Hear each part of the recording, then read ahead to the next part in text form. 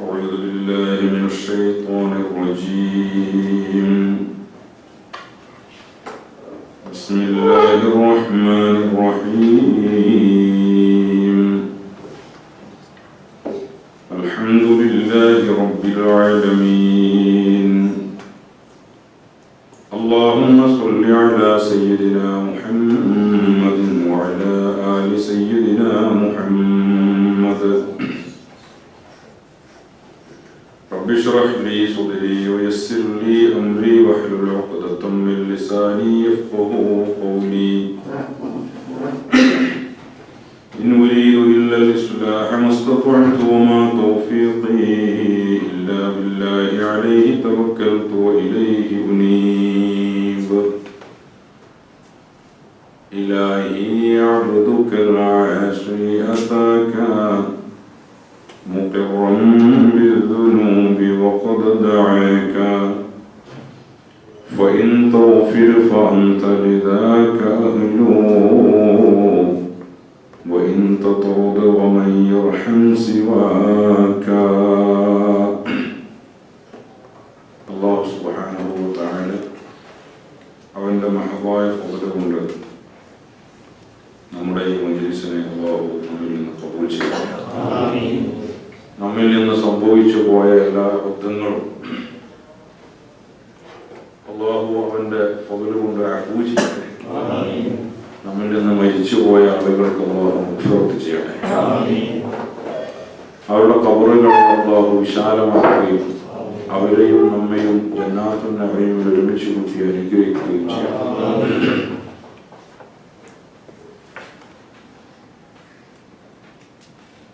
അന്താകിയക്കാരിലേക്ക്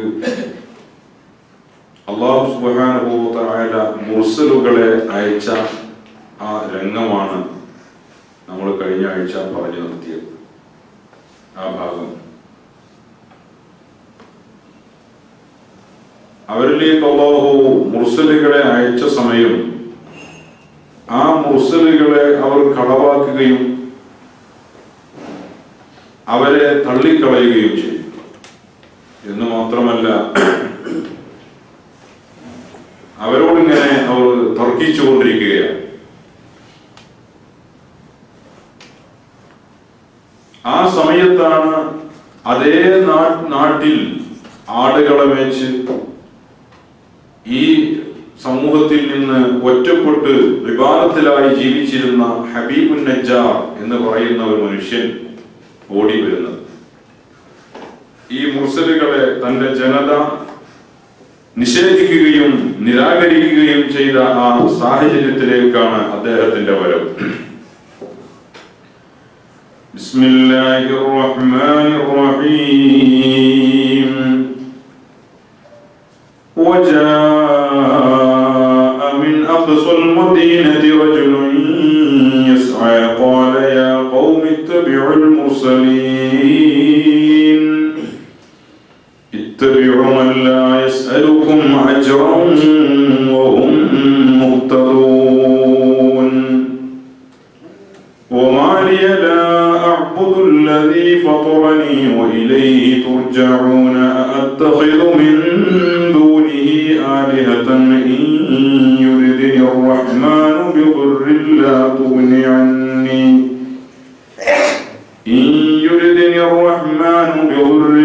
تغن عني شفاعتهم شيئا ولا ينقذون إني إذا لفي ضلال مبين إني آمنت بربكم فاسمعون قيل ادخل الجنة قال يا ليت قومي يعلمون بما غفر لي ربي وجعلني من المكرمين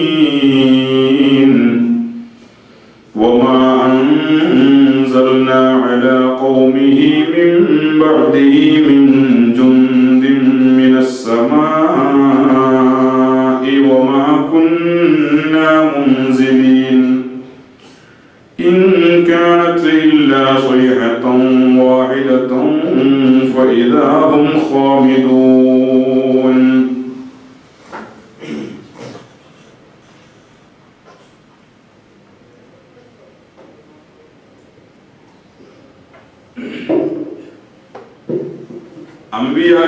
മുർസലുകളെ ആ ജനത അങ്ങനെ തർക്കിച്ച് സമയം കളഞ്ഞുകൊണ്ടിരിക്കുമ്പോഴാണ്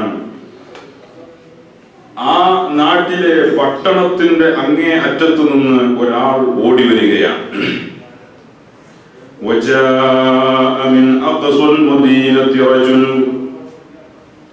പട്ടണത്തിന്റെ അങ്ങേ അറ്റത്തു നിന്ന് ഒരാൾ ഓടി വന്നു. എന്ന് പറഞ്ഞാൽ അയാൾ ധൃതിപ്പെട്ടു വന്നു. വളരെ അർജന്റായി അയാൾ ധൃതിയിൽ ഓടി വന്നു. ഖാല, അയാൾ പറഞ്ഞു, യാ ഖൗമി ഇത്തബിഉൽ മുർസലീൻ, എന്റെ ജനങ്ങളെ, ഈ മുർസലുകളെ നിങ്ങൾ പിൻപറ്റുക. ഇത്തബിഉ മൻ ലാ യസ്അലുകും അജ്റൻ വഹും മുഹ്തദൂൻ, നിങ്ങളോട് പ്രതിഫലം ആവശ്യപ്പെടാത്ത ഹിദായത്ത് സിദ്ധിച്ച ഈ ആളുകളെ നിങ്ങൾ പിന്തുടരുക. വമാ ലിയ ലാ അഅ്ബുദുൽ ലദീ ഫതറനീ വഇലൈഹി തുർജഊൻ, എനിക്കെന്തുകൊണ്ട്, എന്ത് ന്യായമാണ് എനിക്കുള്ളത്?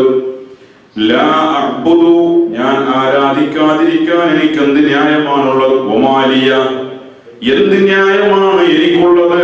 ലാ അഅ്ബുദു, ആരാധിക്കാതിരിക്കാൻ, അല്ലദീ ഫതറനീ, എന്നെ സൃഷ്ടിച്ച റബ്ബിനെ, എന്നെ സൃഷ്ടിച്ചവനെ ആരാധിക്കാതിരിക്കാൻ എനിക്കെന്ത് ന്യായമാണുള്ളത്? വഇലൈഹി തുർജഊൻ, അവനിലേക്കാണ് എന്റെ മടക്കവും. എന്നെ സൃഷ്ടിക്കുകയും അവനിലേക്ക് തന്നെ ഞാൻ ചെന്ന് ചേരുകയും ചെയ്യുന്ന എന്റെ റബ്ബിനെ ഞാൻ ആരാധിക്കാതിരിക്കാൻ എനിക്കെന്ത് ന്യായമാണുള്ളത്?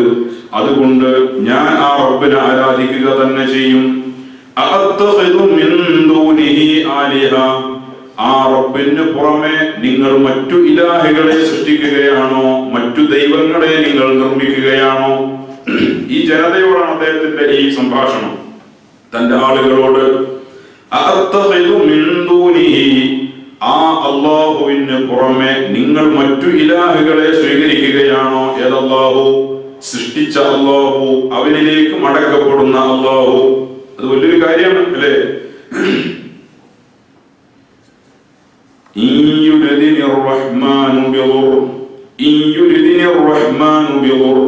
റഹ്മാനായ റബ്ബ് വല്ല ദുർറും ഉദ്ദേശിച്ചാൽ, ദുർറ് എന്ന് പറഞ്ഞാൽ പ്രയാസം, വല്ല ബുദ്ധിമുട്ടിനെയും റഹ്മാനായ റബ്ബ് ഉദ്ദേശിച്ചാൽ, ലാ തുഗ്നി അന്നി, ആ ബുദ്ധിമുട്ട് എന്നെ തൊട്ട് രക്ഷപ്പെടുത്താൻ സാധ്യമല്ല.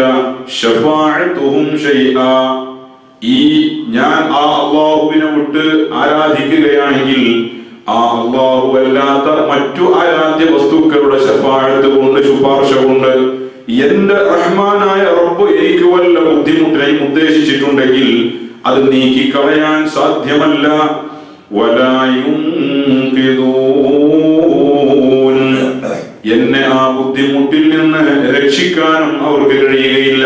ഈ റബ്ബ് അല്ലാത്ത മറ്റു ഒരു ഞാൻ ആരാധിക്കുന്ന ബിംബങ്ങൾ, ദൈവങ്ങളെന്ന് ഞാൻ വിളിക്കുന്ന അല്ലെങ്കിൽ നിങ്ങൾ വിളിക്കുന്ന ആളുകൾ, അതൊക്കെ കേവലം കല്ലുകൾ, മണ്ണുകൾ, സങ്കല്പങ്ങൾ മാത്രമാണ്.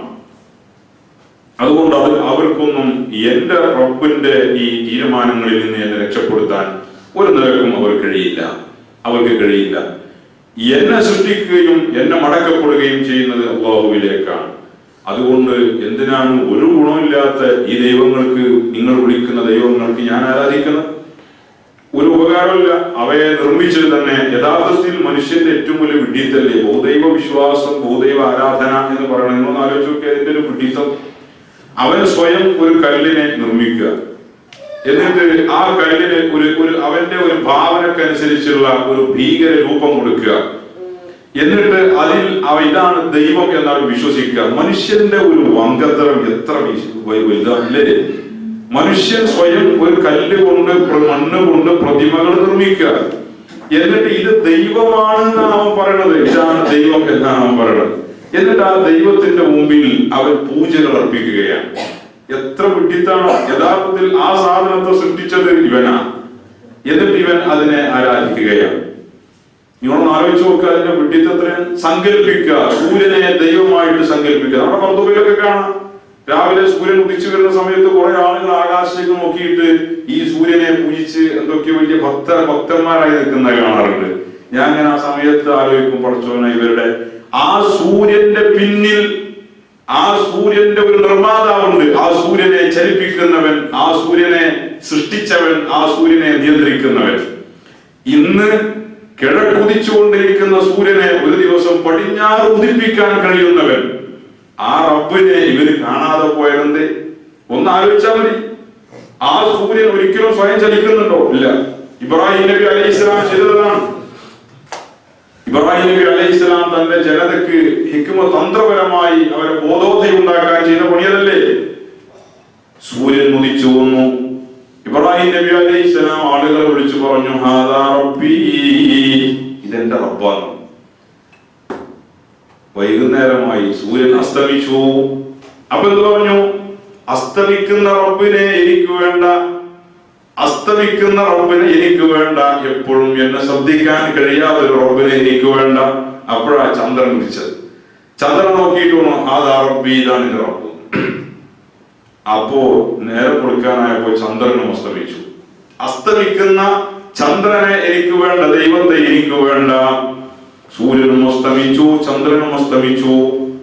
ഇനിയോ എനിക്ക് രാവും പകലും എന്നെ ശ്രദ്ധിക്കാൻ കഴിയുന്ന റബ്ബാണ് എനിക്ക് വേണ്ടത്. ആ റബ്ബിനേക്കാണ് ഞാൻ നിങ്ങളെ വിളിക്കുന്നത്. എന്നിട്ട് ആ ജനതയെ ഉപദേശിക്കുകയാണ്. അപ്പൊ അവർക്ക് കൂടുതൽ ബോധ്യം വരും. അപ്പൊ മനുഷ്യർ ബഹുദൈവ വിശ്വാസം എന്ന് പറയുന്നത് ഏറ്റവും വലിയ വിഡിത്തമാണ്. നിങ്ങൾ ആലോചിച്ച് നോക്ക്, നമ്മുടെ ഉമ്മ, അള്ളാഹുവിന്റെ റഹ്മത്തിന്റെ വലുപ്പം, നമ്മെ പ്രസവിച്ച നമ്മുടെ ഉമ്മ, ആ ഉമ്മയോട് വളരെ ചെറിയ പ്രായം മുതൽ വളരെ കഷ്ടപ്പെട്ട് പോറ്റി വളർത്തിയ ഒരു മകൻ ഏകദേശം അവന്റെ കാര്യങ്ങൾക്ക് അവൻ പ്രാപ്തനായപ്പോൾ ഉമ്മനോടവൻ പറയാണ്, നിങ്ങൾ എന്റെ ഉമ്മയല്ല, എന്നിട്ട് അവൻ വേറൊരു സ്ത്രീയെ ഉമ്മയാണ് എന്ന് വിളിച്ചു കൂട്ടിക്കൊണ്ട് താമസിപ്പിക്കുക. ഈ ഉമ്മാന്റെ മനസ്സ് എത്രമാത്രം വേദനിക്കുകയും വിഷമിക്കുകയും ചെയ്യും. ഒരു കാലത്ത് ആ ഉമ്മാക്ക് പുറത്തു കൊടുക്കാൻ പറ്റുമോ? പ്രസവിച്ച ഉമ്മയോട്, വളർത്തിയ ഉമ്മയോട്, നിങ്ങൾ എന്നെ പ്രസവിച്ചവളല്ല, ഞാൻ നിങ്ങളുടെ മകനുമല്ല, എന്നിട്ടോ വേറൊരു സ്ത്രീയെ കൊണ്ടുവന്നിട്ട് ഇതാണ് എന്റെ ഉമ്മ എന്നവൻ പറഞ്ഞാൽ എങ്ങനെയത് അംഗീകരിക്കാൻ പറ്റുമോ? അതേ പണി, അതിനേക്കാൾ ഗൗരവമായ കാര്യമല്ലേ ബൗദ്ധവിശ്വാസികൾ ചെയ്യുന്നത്? അല്ലെ? അള്ളാഹുവിന്റെ വായു, അള്ളാഹുവിന്റെ സംരക്ഷണം, അള്ളാഹുവിന്റെ സുരക്ഷിതത്വം, അള്ളാഹു നൽകുന്ന ഭക്ഷണം, അള്ളാഹു നൽകുന്ന സൗകര്യം, എല്ലാം റബ്ബ് നൽകുന്നത്, എല്ലാം അള്ളാഹു നൽകുന്നത്. എന്നിട്ടോ ഈ അള്ളാഹു സൃഷ്ടിച്ച അള്ളാഹുവിന്റെ ഔദാര്യത്തിൽ, അള്ളാഹുവിന്റെ സംരക്ഷണത്തിൽ കഴിയുന്ന മറ്റൊന്നിനെ ഇതാണ് ദൈവം എന്ന് പറയുകയും ചെയ്യാം. എന്നിട്ടും ഈ ജനതയെ നശിപ്പിക്കാൻ നിലനിർത്തുന്ന അള്ളാഹു, അതാണ് റഹ്മാൻ. മനസ്സിലായോ? അതാണ് റഹ്മാൻ.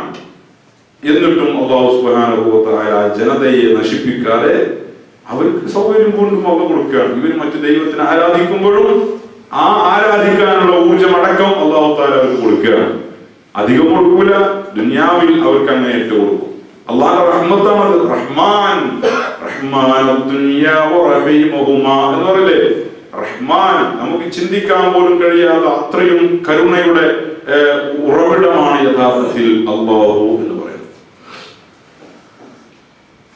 അപ്പൊ ഇദ്ദേഹം ആ ജനതയോട് പറയാൻ, ഞാൻ എങ്ങനെയാണ് എന്നെ ഒരു നിലക്കും രക്ഷപ്പെടുത്താൻ കഴിയാത്ത ഈ ബിംബങ്ങളെ ദൈവങ്ങളെന്ന് നിങ്ങൾ വിളിക്കുന്നവരെ ഞാൻ ആരാധിക്കുക? ഇന്നി ഇദല്ലഫീ ളലാലിൻ മുബീൻ. അങ്ങനെ എങ്ങാനും ഞാൻ ചെയ്താൽ ഞാൻ ഏറ്റവും വഴികേടിലായവനായി പോകുമല്ലോ, വഴിപഴച്ചു പോകുമല്ലോ. ഞാൻ അങ്ങനെ ചെയ്താൽ എന്നെ സൃഷ്ടിച്ചവനെ അറിഞ്ഞുകൊണ്ട്, എന്നെ സംരക്ഷിക്കുന്നവനെ അറിഞ്ഞുകൊണ്ട്, എന്റെ യഥാർത്ഥ റബ്ബിനെ അവഗണിച്ചുകൊണ്ട് മറ്റു ദൈവങ്ങളിലേക്ക് ഞാൻ പോയാൽ ഞാനായിരിക്കും ഏറ്റവും പിഴച്ചവൻ.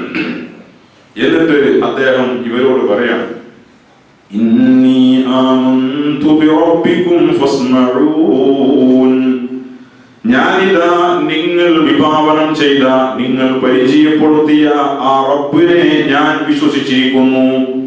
ഇന്നി ആമന്തു ബിറബ്ബികും, നിങ്ങളുടെ റബ്ബിനെ കൊണ്ട് ഞാൻ വിശ്വസിച്ചിരിക്കുന്നു. ഫസ്മഊൻ, എനിക്ക് എനിക്ക് നിങ്ങൾ സാക്ഷികളാവണം. എന്റെ ഈ വാക്കുകൾക്ക് നിങ്ങൾ എനിക്ക് സാക്ഷികളാവണം. ആര് സാക്ഷികൾ? മുർസലുകൾ. എവിടെ? ആഖിറത്തിൽ റബ്ബിന്റെ മുമ്പിൽ എനിക്കുള്ള ശുഹദാക്കളാണ് നിങ്ങൾ, എനിക്കുള്ള സാക്ഷികളാവണം നിങ്ങൾ. അല്ലേ?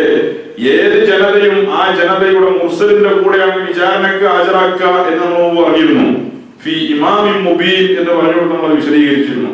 ഏത് മുർസലും ഏത് ജനതയും ആ ജനതയിലേക്ക് നിയോഗിക്കപ്പെട്ട മുർസലിന്റെ കൂടെയാണ് വിചാരണക്ക് വേണ്ടി ഹാജരാക്കപ്പെടുക. ആ സമയത്ത് നിങ്ങൾ എനിക്ക് സാക്ഷികളാണ്. ഫസ്മഊൻ, ഞാൻ ഈ പറഞ്ഞതിനെ നിങ്ങൾ കേൾക്കണം എന്ന് പറഞ്ഞാൽ ഇതിന് നിങ്ങൾ സാക്ഷികളാണ് എന്ന് അദ്ദേഹം തന്റെ ജനതയുടെ മുമ്പിൽ വെച്ച് അവരെ ഉപദേശിക്കുകയും ഇവരെ പരസ്യമായി വിശ്വസിക്കുകയും ചെയ്തു. അന്താക്കിയക്കാർക്ക് അത് സഹിച്ചില്ല. അന്താക്കിയക്കാർ അദ്ദേഹത്തെ കൊലപ്പെടുത്തുകയാണ്. അദ്ദേഹത്തെ അവർ എങ്ങനെ കൊന്നത്? അവർ അദ്ദേഹത്തെ എറിഞ്ഞു, ചവിട്ടി, വളരെ ക്രൂരമായി അരുംകൊല ചെയ്തു. അദ്ദേഹത്തിന്റെ ആന്തരിക അവയവങ്ങൾ മുഴുവനും പുറത്തേക്ക് തള്ളി വന്നു. അദ്ദേഹത്തിന്റെ ആന്തരിക അവയവങ്ങൾ മുഴുവനും പുറത്തു ചാടി. അത്രയും ക്രൂരമായി അദ്ദേഹത്തെ അവർ കൊലപ്പെടുത്തി. ഈ മുർസലുകളെയും അവർ കൊലപ്പെടുത്തി എന്നാണ് പ്രബല അഭിപ്രായം. ഈ മുർസലുകളെയും അദ്ദേഹത്തെയും അവിടെ നിന്ന് കൊലപ്പെടുത്തുകയാണ്. ആ സമയത്ത് قيل ادخل الجنة قال يا ليت قومي يعلمون بما غفر لي ربي وجعلني من المكرمين وما أنزلنا على قومه من بعده من جند من السماء وما كنا منزلين إن كانت إلا صيحة واحدة فإذا هم خامدون. قيل പറയപ്പെട്ടു, അദ്ദേഹത്തോട് പറയപ്പെട്ടു, ഉദ്ഖുലിൽ ജന്ന, സ്വർഗ്ഗത്തിൽ പ്രവേശിക്കൂ എന്ന് അദ്ദേഹത്തോട് പറയപ്പെട്ടു. എപ്പോ? അദ്ദേഹത്തെ അവർ കൊന്ന ആ സമയം അദ്ദേഹത്തോട് പറയപ്പെട്ടു. ആര് പറഞ്ഞു? അല്ലാഹു സുബ്ഹാനഹു വ തആല പറഞ്ഞു, ഉദ്ഖുലിൽ ജന്ന.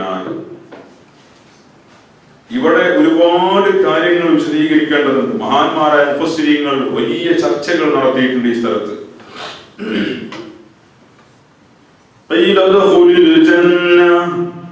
ആ അദ്ദേഹത്തെ അവർ കൊലപ്പെടുത്തിയപ്പോൾ അദ്ദേഹത്തോട് പറയപ്പെട്ടു, താങ്കൾ സ്വർഗത്തിൽ പ്രവേശിക്കുക. ഖാല, അപ്പോൾ അദ്ദേഹം പറഞ്ഞു, യാ ലൈത ഖൗമി യഅലമൂൻ, എന്റെ ജനത ഇത് അറിഞ്ഞിരുന്നുവെങ്കിൽ എത്ര നന്നായിരുന്നു.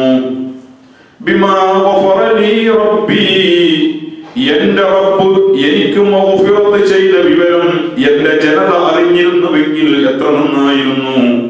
വജഅലനി മിനൽ മുക്രമീൻ, എന്നെ ബഹുമാനികളുടെ കൂട്ടത്തിൽ ഉൾപ്പെടുത്തുകയും ചെയ്തത്, എനിക്ക് പുറത്തു തരികയും വലിയ ഉന്നത സ്ഥാനത്ത് എന്നെ എത്തിക്കുകയും ചെയ്തത്, എനിക്ക് ലഭ്യമാവുകയും ചെയ്തത് എന്റെ ജനത അറിഞ്ഞിരുന്നുവെങ്കിൽ എത്ര നന്നായിരുന്നു.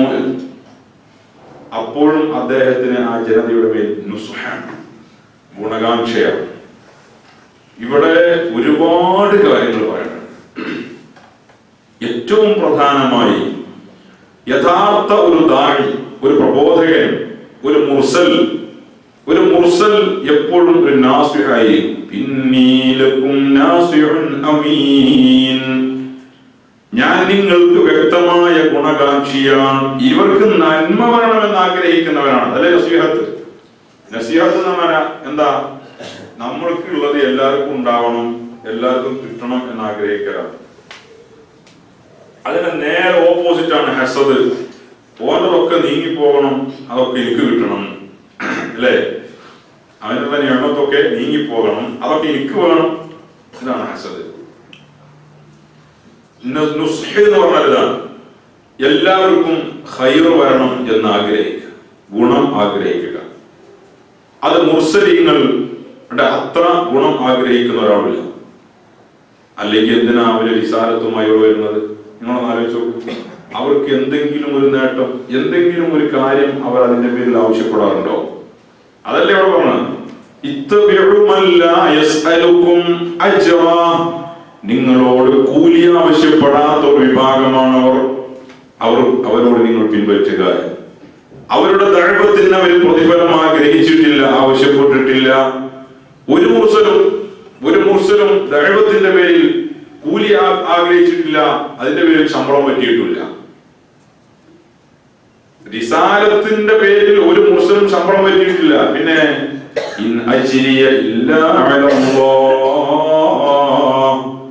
എനിക്കുള്ള പ്രതിഫലം അല്ലാഹുവിന്റെ അടുക്കലാണ്. അല്ലേ? നൂഹ് നബി അലൈഹിസ്സലാം പറഞ്ഞത്.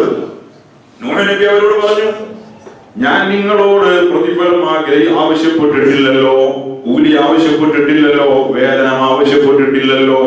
ഇൻ അജ്രിയ ഇല്ലാ അലല്ലാഹ്, എനിക്കുള്ള കൂലി അല്ലാഹുവിന്റെ അടുക്കലാണ്. ഇവിടെ നിങ്ങൾ ഒന്നും ആവശ്യപ്പെടാതെ എന്തിനാണ് ഈ ജനതയിലേക്ക് അവർ ദഅവത്തിനിറങ്ങിയത്? എങ്ങനെങ്കിലും ഈ ഖൗം നന്നാവട്ടെ, അവർക്ക് ആഖിറം രക്ഷപ്പെടണ്ടേ, അതിനു വേണ്ടി ആഖിറം രക്ഷപ്പെടണം, അതിന് ഇവർ നന്നാവണം, അതിനു വേണ്ടിയിട്ടാണ് മുർസലുകൾ ദഅവത്ത് ചെയ്തത്. അതിന്റെ പേരിൽ അവർ ഒന്നും ആവശ്യപ്പെടും. അത്രയും വലിയ നാസിഹാര. വേറുള്ളവർക്കൊക്കെ എന്ത് പ്രവൃത്തി ചെയ്യുകയാണെങ്കിലും അതിന്റെ പിന്നിൽ മറ്റു താല്പര്യങ്ങൾ കടന്നുകൂടും, അല്ലേ? പക്ഷേ റിസാലത്തിന് ഒരു താല്പര്യമില്ല. മുർസലുകൾക്ക് മറ്റൊരു താല്പര്യവും കടന്നുകൂടിയിട്ടില്ല, അവർക്ക് കടന്നുകൂടുകയുമില്ല. അവർ പ്രതിഫലം ആവശ്യപ്പെടാത്തവരാണ്, കൂലി ആവശ്യപ്പെടാത്തവരാണ്. ജനങ്ങളോട് അവർ ഒന്നും വാങ്ങിയിട്ടില്ല. ഈ ജനതയിൽ തന്നെ മഹാന്മാരായ മുഫസ്സിരീങ്ങൾ പറഞ്ഞുവല്ലോ, ഹബീബുൻ നജ്ജാറിനെയും ഈ മുർസലുകളെയും ആ ജനത കൊലപ്പെടുത്തുന്ന സമയം എറിഞ്ഞ് അദ്ദേഹത്തിന്റെ കുടൽമാല മുഴുവനും പുറത്തു വന്ന സമയം, ആ സമയവും അദ്ദേഹം വിളിച്ചു പറഞ്ഞത് എന്താണ്? അല്ലാഹുവേ, എന്റെ ജനതയ്ക്ക് നീ ഹിദായത്ത് കൊടുക്കണം. അവർക്ക് അറിവില്ലാത്തതിന്റെ പേരിൽ അവർ ചെയ്തു പോയതാണ്. അതുകൊണ്ട് പടച്ചവനെ, ഇവർക്ക് നീ പുറത്തു കൊടുക്കണം, ഇവരെ നീ ഹിദായത്തിലാക്കണം. അദ്ദേഹത്തെ അവർ കൊല്ലുകയാണ്. അപ്പോഴും അദ്ദേഹം പറഞ്ഞതാണ്, ഇവർക്ക് അറിയാത്തോണ്ടാണ് ഇവർ ചെയ്യുന്നത്. അതുകൊണ്ട് പടച്ചവനെ, അവർക്ക് നീ ഹിദായത്ത് കൊടുക്കണം. ആ സമയത്തും അദ്ദേഹം അവരുടെ പീഡനം ഏറ്റുവാങ്ങുമ്പോഴും അദ്ദേഹം പറയുന്നത് അതാണ് യഥാർത്ഥത്തിൽ ഒരു ദാഇ. യഥാർത്ഥത്തിൽ റിസാലത്തിന്റെ ആളുകൾ അങ്ങനെയാണ്. പക്ഷെ അല്ലാഹു സുബ്ഹാനഹു വ തആല അവരെ വിട്ടില്ല. അല്ലാഹു തആല വാലിമീങ്ങളെ വിടുകയുമില്ല. അക്രമികളെ അല്ലാഹു തആല ഭൂമുഖത്തു നിന്നും തുടച്ചു നീക്കും. അതാണ് ഇവർ പറയാൻ പോകുന്നത്.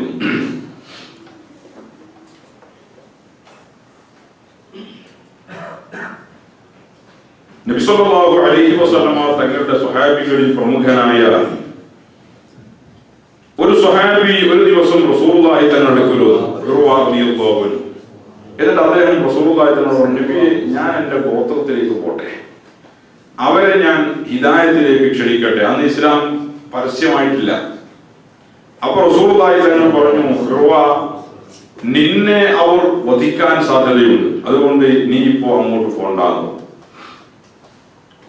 പക്ഷെ അദ്ദേഹം പറഞ്ഞു, നബിയെ, ലൗ വജദൂനി നായിമ, ഞാൻ ഉറങ്ങി കിടക്കുന്ന അവസ്ഥയിൽ അവരെന്നെ കണ്ടാലും മാ ഐഖൗനി, അവരെന്നെ വിളിച്ചുണർത്തുക പോലുമില്ല. അത്രയും ബഹുമാനാണ് എനിക്ക് അവരുടെ ഇടയിൽ. അപ്പൊ റസൂലുള്ളാഹി തങ്ങൾ പറഞ്ഞു, അദ്ദേഹം പോയി. അദ്ദേഹം ലാത്തയുടെയും ഉസ്സയുടെയും അരികിലൂടെ കടന്നു പോകുമ്പോൾ അദ്ദേഹം ആളുകളെ വിളിച്ചുകൊണ്ട് പറഞ്ഞു, യാ മഅ്ശറ സഖീഫ് ഗോത്രക്കാരെ, ഇന്നൽ ലാത ലാ ലാത വ ഇന്നൽ ഉസ്സ ലാ ഉസ്സ, ലാത ലാതയുമല്ല ഉസ്സ ഉസ്സയുമല്ല, അസ്ലിമൂ തസ്ലമൂ, നിങ്ങൾ മുസ്ലിമാവുക, എന്നാൽ നിങ്ങൾക്ക് രക്ഷപ്പെടാം. യാ മഅ്ശറൽ അഹ്ലാഫ്, ഇന്നൽ ഉസ്സ ലാ ഉസ്സ വ ഇന്നൽ ലാത ലാ ലാത, ലാത ലാതയുമല്ല ഉസ്സ ഉസ്സയുമല്ല, അസ്ലിമൂ തസ്ലമൂ, മുസ്ലിമാവുക, എന്നാൽ നിങ്ങൾക്ക് രക്ഷയുണ്ട്. എന്തിനാണ് പറയണത്? അവർ പറഞ്ഞത് വളരെ ഹക്കാണ്. അവരില്ലാത്തയെ ഇബാദത്ത് ചെയ്താൽ, ഉസ്സയെ ഇബാദത്ത് ചെയ്താൽ, മനാത്തയുടെയും ഹുബുൽ അലിയുടെയും മുന്നിൽ അവർ സാട്ടാനം നമിച്ചാൽ അവരുടെ ദുനിയാവും പോവും ആഖിറവും പോവും. ഇവരാണെങ്കിൽ അദ്ദേഹത്തിന്റെ അയലുകാരുമാണ്. തന്റെ ഗോത്രക്കാര് പഴച്ചു പോകാതിരിക്കാൻ ഒരു ദാഇ വല്ലാതെ ആഗ്രഹിച്ചു പോകും, ഒരു പ്രബോധകൻ. ആ ആഗ്രഹമാണ്, ആ നുസ്ഹാണ് അദ്ദേഹത്തെ അതിന് പ്രേരിപ്പിച്ചത്. പക്ഷേ എന്തേ സംഭവിച്ചു? ഫറമാഹു റജുലുൻ, ആ കൂട്ടത്തിൽ ഒരാൾ അദ്ദേഹത്തെ എറിയുകയാണ്. ഫഅസ്വാബ അക്ഹലഹു ഫഖതലഹു, ആ ഏറിൽ അദ്ദേഹം കൊല്ലപ്പെടുകയാണ്, അദ്ദേഹം മരിച്ചു വീഴുകയാണ്. ഉർവ റളിയല്ലാഹു അൻഹു കൊല്ലപ്പെട്ട വിവരം ഹബീബായ റസൂലുള്ളാഹി തങ്ങളുടെ അരികിലെത്തിയപ്പോൾ റസൂലുള്ളാഹി തങ്ങൾ പറഞ്ഞു, ഹാദാ മദലുഹു കമദലി സ്വഹിബി യാസീൻ, ഇത് യാസീനിലെ ആളെ പോലെയുള്ള ഒരു സംഭവമാണ്. ഉർവയുടെ ഉദാഹരണം യാസീനിന്റെ ഉടമസ്ഥനായ യാസീനിൽ പറയപ്പെട്ട ആളെ പോലെയാണ് എന്റെ ഉർവ. അതെന്താ? എന്റെ ഉർവ യാസീനിലെ സ്വാഹിബിന്റെ അവസ്ഥയിലാണിപ്പോ. എന്തേ? അദ്ദേഹം പറഞ്ഞതുപോലെ എന്റെ ജനത അറിഞ്ഞിരുന്നുവെങ്കിൽ, എനിക്ക് എന്റെ റബ്ബ് പുറത്തു തന്നതിനെ എന്റെ ജനത അറിഞ്ഞിരുന്നുവെങ്കിൽ, ആദരിക്കപ്പെടുന്നവരിൽ എന്നെ ഉൾപ്പെടുത്തിയതും എന്റെ ജനത അറിഞ്ഞിരുന്നുവെങ്കിൽ എത്ര നന്നായിരുന്നു എന്ന് യാസീനിലെ ഹബീബുൻ നജ്ജാർ പറഞ്ഞതുപോലെ എന്റെ ഉർവയും ഇപ്പോൾ പറഞ്ഞുകൊണ്ടിരിക്കുന്നുവെന്ന് ഹബീബായ റസൂലുള്ളാഹി സ്വല്ലല്ലാഹു അലൈഹി വസല്ലം. അതാണ് ശുഹദാക്കൾ. സ്വർഗത്തിൽ പ്രവേശിക്ക്. എപ്പോ? കൊല്ലപ്പെട്ട സമയം, വധിക്കപ്പെട്ട അതേ നിമിഷം.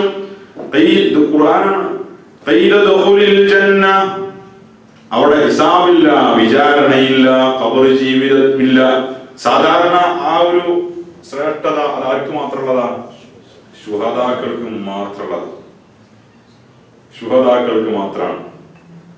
ആ നിമിഷം അവർ സ്വർഗത്തിലാണ്.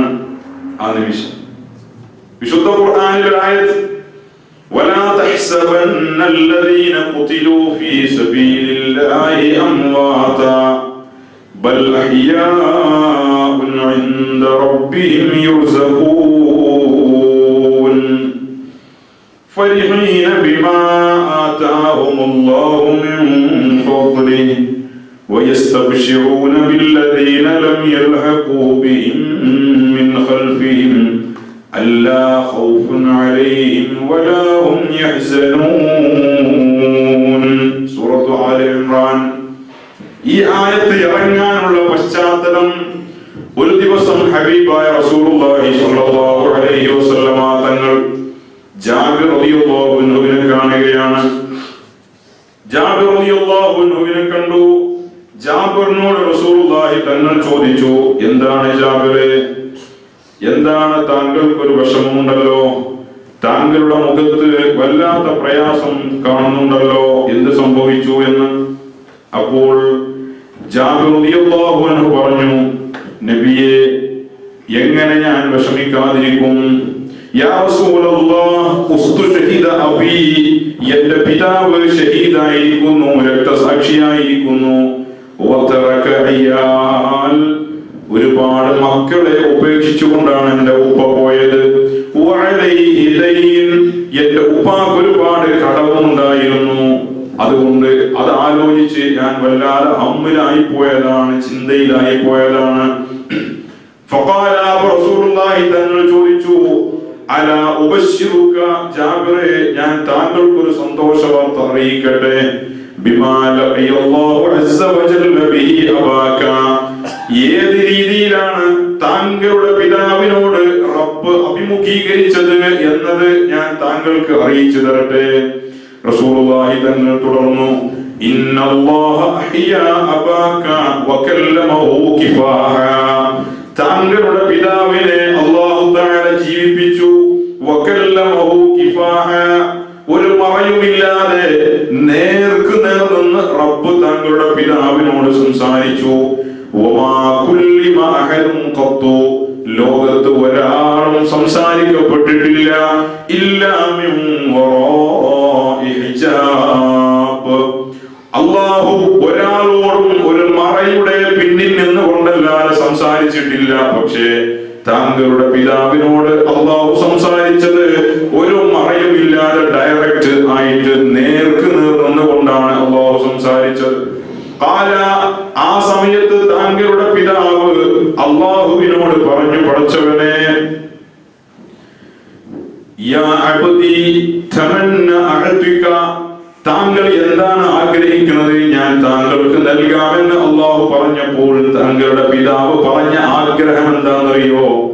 യാ റബ്ബു, പടച്ചവനെ, ഫർദനി ഇല ദുനിയാ, ഒരു പ്രാവശ്യം കൂടെ എന്നെ ദുനിയാവിലേക്കൊന്ന് മടക്കുമോ? നിന്റെ മാർഗത്തിൽ ഞാൻ കൊല്ലപ്പെടട്ടെ. ഥാനിയത്തൻ, ഒരു പ്രാവശ്യം കൂടെ, രണ്ടാമതൊരു പ്രാവശ്യം കൂടെ ഭൂമിയിലേക്ക് എന്നെ മടക്കപ്പെടുകയും ഇനിയും നിന്റെ മാർഗത്തിൽ ഞാൻ കൊല്ലപ്പെടുകയും ചെയ്യട്ടെ. എനിക്കത് ആഗ്രഹമുണ്ട്, അതാണ് എന്റെ ആഗ്രഹം. അപ്പോൾ അല്ലാഹു പറഞ്ഞു, ഇന്നഹു ഖദ് സബഖ മിന്നി അന്നഹും ഇലൈഹാ ലാ യുർജഊൻ. ജാബിറേ, ഈ പറഞ്ഞത് ഇതിലുള്ള എന്റെ കലാം മുൻകടന്നു പോയല്ലോ. ഏതാ കലാം? ലാ യുർജഊൻ, മരണപ്പെട്ട ഒരാളും മടക്കപ്പെടുകയില്ല എന്നത് ഖദീമായ കലാമാണ്. ഖുർആനിലെ ആയത്താണ് അല്ലേ? അല്ലാഹുവിന്റെ ഖദീമായ കലാം ഏത്? ലാ യുർജഊന, മരിച്ചുപോയ ആളുകൾ മടക്കപ്പെടുകയില്ല. അവിടെയാണ് മരിച്ചുപോയ ഒരാളും മടക്കപ്പെടുകയില്ല.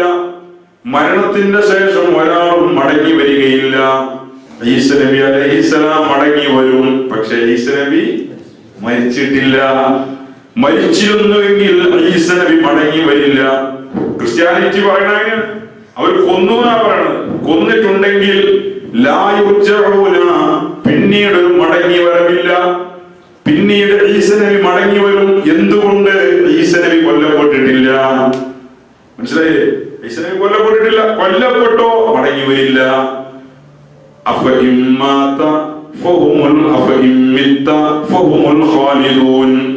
മരിച്ച ശേഷം മടങ്ങി വരാൻ അർഹതയുണ്ടായിരുന്നുവെങ്കിൽ, അങ്ങനെ ഒരു സംഭവം ലോകത്തുണ്ടായിരുന്നുവെങ്കിൽ അതിന് ഏറ്റവും യോഗ്യൻ ഹബീബായ മുഹമ്മദ് മുസ്തഫ.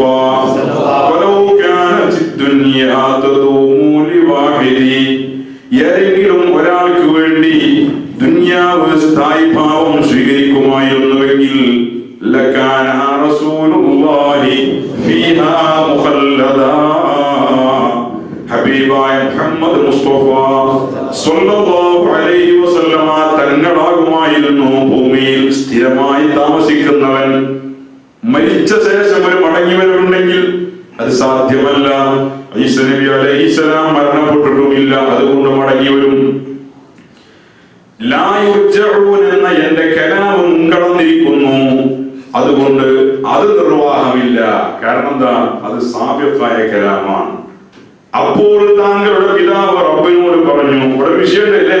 നമ്മളെ സംബന്ധിച്ചിടത്തോളം ഒരാൾ ശഹീദായി എന്നാണ് പാപം. ഒരാൾ കൊല്ലപ്പെട്ടാൽ പാവം, അയാളുടെ ഒരു ഭാഗ്യക്കേട് എന്നാണ്. യഥാർത്ഥത്തിൽ ഭാഗ്യവാന്മാർ അവരാണ്. അവരാഗ്രഹിക്കുന്നത് എന്താ? ഒരു പ്രാവശ്യം കൂടി ഒന്ന് കൊല്ലപ്പെട്ടെങ്കിൽ എന്നാണ്. അല്ലാഹുവിന്റെ ഫീ സബീലിൽ അത്രയും വലിയ ദറജയല്ലേ? നിങ്ങൾ ആലോചിച്ച് നോക്കുകയാണെങ്കിൽ സ്വർഗം കിട്ടിയല്ലേ? സ്വർഗം കിട്ടുക എന്ന് പറഞ്ഞാൽ അത് അങ്ങനെ കിട്ടണം. വേറെ ഒരു പണിയില്ല. കൊല്ലപ്പെടുമ്പോ പിന്നെ എന്നാലും കഴുത്തറക്കുമ്പോഴുള്ള വേദന, കഴുത്തറക്കുമ്പോ എന്ത് വേദന? കഴുത്തറക്കുമ്പോ വേദന സക്കറാത്തിന്റെ വേദനല്ലേ? സക്കറാത്തിന്റെ വേദനയേക്കാൾ വലുതല്ല ഈ വേദന. നിങ്ങളുടെ വീട്ടിലുള്ള കോഴി, അറുത്ത കോഴി പടയും, അറുക്കാതെ ചാകുന്ന കോഴി പടയും. പിന്നെ തൂക്കം പൊടിച്ച് ചത്ത പോലെ കിടക്കുന്ന കോഴി പെടയാത്തത് അതിന് പെടയാനുള്ള ജീവൻ കൂടി ഇല്ലാത്തതുകൊണ്ടാണ്. ഒരുവിധം നല്ല ആരോഗ്യമുള്ള കോഴി നമ്മൾ എറിഞ്ഞു വന്ന് നോക്ക്, അറുക്കേണ്ട കാര്യമില്ല. അല്ലെങ്കിൽ രോഗം വന്ന് ചാവട്ടെ, അത് മനുഷ്യനാണെങ്കിലും അങ്ങനെ തന്നെയല്ലേ? അറുത്തിട്ട് മനുഷ്യൻ പടയണത് അല്ല. റൂഹ് പിരിയുക എന്നതാണ്. വാഹനം അപകടത്തിൽപ്പെട്ടു, ആക്സിഡന്റിൽപ്പെട്ടു, അള്ളാഹുത്താലക്കാക്കട്ടെ. ആക്സിഡന്റിൽപ്പെട്ട ഒരാളെ വയറിന്റെ മുകളിൽ കൂടെ ബസ് കയറി അപ്പുറം പോയി അയാൾ 2 പീസായി. തലമ്മൽ ബസ് കയറി അല്ലേ, തല ഉടഞ്ഞു പോയി. അങ്ങനെയൊക്കെ സംഭവിക്കാറുണ്ട്. അള്ളാഹു അത്തരം ദുർമരണങ്ങളിൽ നമ്മളെ കാക്കട്ടെ, ദുരവസ്ഥകളിൽ നമ്മളെ കാക്കട്ടെ. നമ്മളെ കാഴ്ചപ്പാടിൽ ഇത്ര വേദന സഹിച്ചിട്ടുണ്ടാവും, ഒരു വേദന സഹിച്ചിട്ടില്ല. സാധാരണ സക്കറാത്തിന്റെ വേദനയിൽ അപ്പുറം ഒരു വേദനയും സഹിച്ചിട്ടില്ല. ആ വേദന നമ്മളൊക്കെ സഹിക്കേണ്ടതാണ്. അത് ബെഡ് കിടന്ന് മരിക്കണവനാണെങ്കിലും AC കിടന്ന് മരിക്കണവനാണെങ്കിലും ഇനി എങ്ങനെ മരിച്ചാലും ശരി, ആ വേദന എല്ലാവർക്കും ഉള്ളതാണ്. അതേ വേദന ഇയാൾക്കും ഉണ്ടായിട്ടുള്ളൂ. വേദനന്റെ മെസ്സേജ് പാസ് ചെയ്യുമ്പോഴേക്ക് റൂഹ് പിടിക്കാൻ തുടങ്ങിയില്ലേ? ശരീരത്തിൽ പെട്ടെന്നൊരു വേദന പെട്ടെന്ന് ഒരു കാര്യം ശരീരത്തിൽ സംഭവിക്കുമ്പോൾ വേദന പെട്ടെന്നാവില്ല. ഇല്ലല്ലോ, മുറിഞ്ഞു കഴിഞ്ഞതിന് ശേഷമാണ് വേദന വരിക. പലപ്പോഴും നമ്മൾ എന്താ വേദന നോക്കുമ്പോഴാണ് രക്തം ഇങ്ങനെ പോകുന്നത് കാണുന്നുണ്ടാവും. ഇഞ്ചക്ഷൻ ചെയ്യുമ്പോൾ നമുക്ക് പെട്ടെന്ന് നമ്മൾ അല്ലെ എന്തിനാ വേറെ നോക്കുന്നത്, അയ്യങ്ങനെ നോക്കിയിരിക്കുമ്പോ ഈ സൂചിന്റെ വരവൊക്കെ കാണുമ്പോൾ ഒരു പീരങ്കി വരുന്ന പോലെയാണ് നമുക്ക് തോന്നുന്നത്. അല്ലേ? നേരെ മറിച്ച് നമ്മൾ അങ്ങോട്ട് നോക്കി നിൽക്കാത്ത സമയത്ത് കുത്തിയാൽ നമ്മൾ അറിയും കൂടില്ല. അതല്ലേ എന്റെ അവസ്ഥ. അപ്പൊ എന്താ, വേദനയുടെ മെസ്സേജ് ഇവിടെ ഒരു സൂചി വന്ന് കുത്തിയിട്ടുണ്ട് എന്നുള്ള മെസ്സേജ് ഇവിടെ എത്തിക്കഴിഞ്ഞിട്ടാണ് വേദന അനുഭവപ്പെടുക. ആ വേദന വരുമ്പോഴേക്കൂടെ റൂഹനെ പിടിക്കാൻ തുടങ്ങി. റൂഹനെ പിടിക്കാൻ തുടങ്ങി കഴിഞ്ഞാൽ പിന്നെ ഇതല്ല വേദന, അതാ വേദന. ഇന്നലിൽ മൗതി ലസക്കറാത്ത്. റസൂലുള്ളാഹി തങ്ങൾ വേദന അസഹനീയം എന്ന് പറഞ്ഞ ഒരൊറ്റ കാര്യമുള്ളൂ, അത് സക്കറാത്തിന്റെ വേദനയാണ്. സക്കറാത്തിന്റെ വേദന അതല്ലാത്ത ഒന്നിനും റസൂലുള്ളാഹി തങ്ങൾ അങ്ങനെ പറഞ്ഞിട്ടില്ല.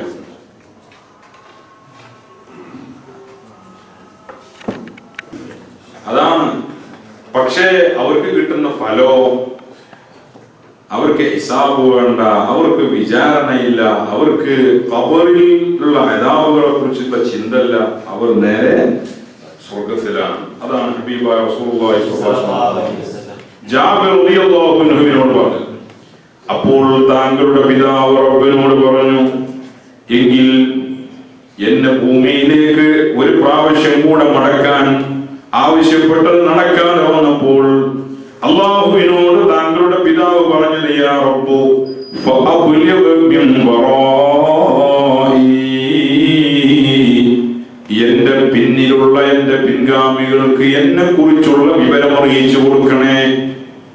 എനിക്ക് നീ ചെയ്തു തന്ന ഈ നിഅമത്ത് സ്ഥാനമാനങ്ങളെ കുറിച്ച് എന്റെ പിന്നിലുള്ള പിൻഗാമികളായ ഭൂമിയിൽ അവശേഷിക്കുന്ന ആളുകൾക്ക് അറിയിച്ചു കൊടുക്കണം. അതാണ് മുസ്ലിം. യാസീൻ സൂറത്തിലുള്ള ആൾ പറഞ്ഞത് അതന്നെയാണ്. അവർക്ക് എന്തിനാണ് അവർക്കത് അറിയിച്ചു കൊടുക്കുന്നത്? ഈ ആൾക്ക് ഇങ്ങനത്തെ നിഅമത്തുകളും നേട്ടങ്ങളൊക്കെയാണ് കിട്ടിയത് എന്നറിയുമ്പോൾ അവർ ഹിദായത്തിലേക്ക് വരും, അല്ലേ?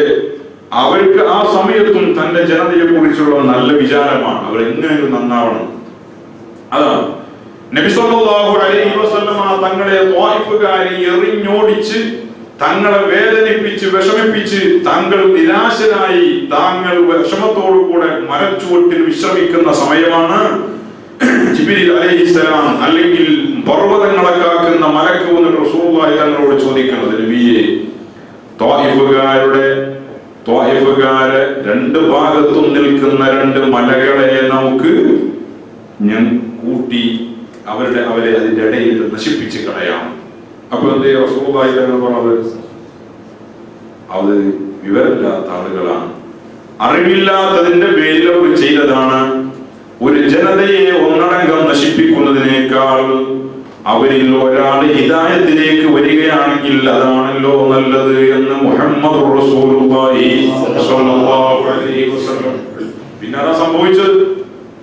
റസൂലുള്ളാഹി തങ്ങളുടെ വഫാത്തിന്റെ ശേഷം പല രാജ്യങ്ങളും ഇസ്ലാമിനെ കൈയൊഴിഞ്ഞപ്പോഴും ഇസ്ലാമിന്റെ കൂടെ ഉറച്ചു നിന്ന രാജ്യങ്ങളിൽ ഒന്ന് ത്വായിഫാണ്. പിന്നെ ത്വായിഫ് അങ്ങനെയായി. അന്ന് അവർ നശിപ്പിച്ചിരുന്നെങ്കിലോ? അപ്പൊ ഒരു മുർസലും തന്റെ ജനതയെ കുറിച്ച് നല്ല വിചാരത്തിലല്ലാതെ ഉണ്ടാവില്ല. അവർക്ക് നന്മ വരണമെന്നേ ആഗ്രഹിക്കുള്ളൂ. അവർ നന്നാവട്ടെ, അവർ നേരെയാവട്ടെ. ശുഹദാക്കളുടെ അവസ്ഥ അവരെ സംബന്ധിച്ചിടത്തോളം നമ്മൾ കാണുന്നതൊന്നുമല്ല ശരി. ഷഹീദായി മരിക്കാനാണ്, അല്ലാഹു തആല ഷഹീദാക്കി ആദരിക്കാനാണ്. എന്നെ ഷഹാദത്ത് കൊണ്ട് ആദരിക്കണേ എന്നാ മഹാന്മാരായ ആളുകൾ ദുആ ചെയ്യുക. ഷഹാദത്ത് കൊണ്ട് ആദരിക്കുക, ഷഹീദാക്കിയിട്ട് ആദരിക്കുക, അത് ആദരവാണ്. ഷഹീദാവാന്ന് പറഞ്ഞാൽ എന്താ പിന്നെ നേട്ടം എന്നാണ് നിങ്ങൾ വിചാരിച്ചിട്ടുള്ളത്? ബർസഖിയായ അവരുടെ അവസ്ഥയിൽ എന്താ ഈ ആയത്തിന്റെ അർത്ഥം?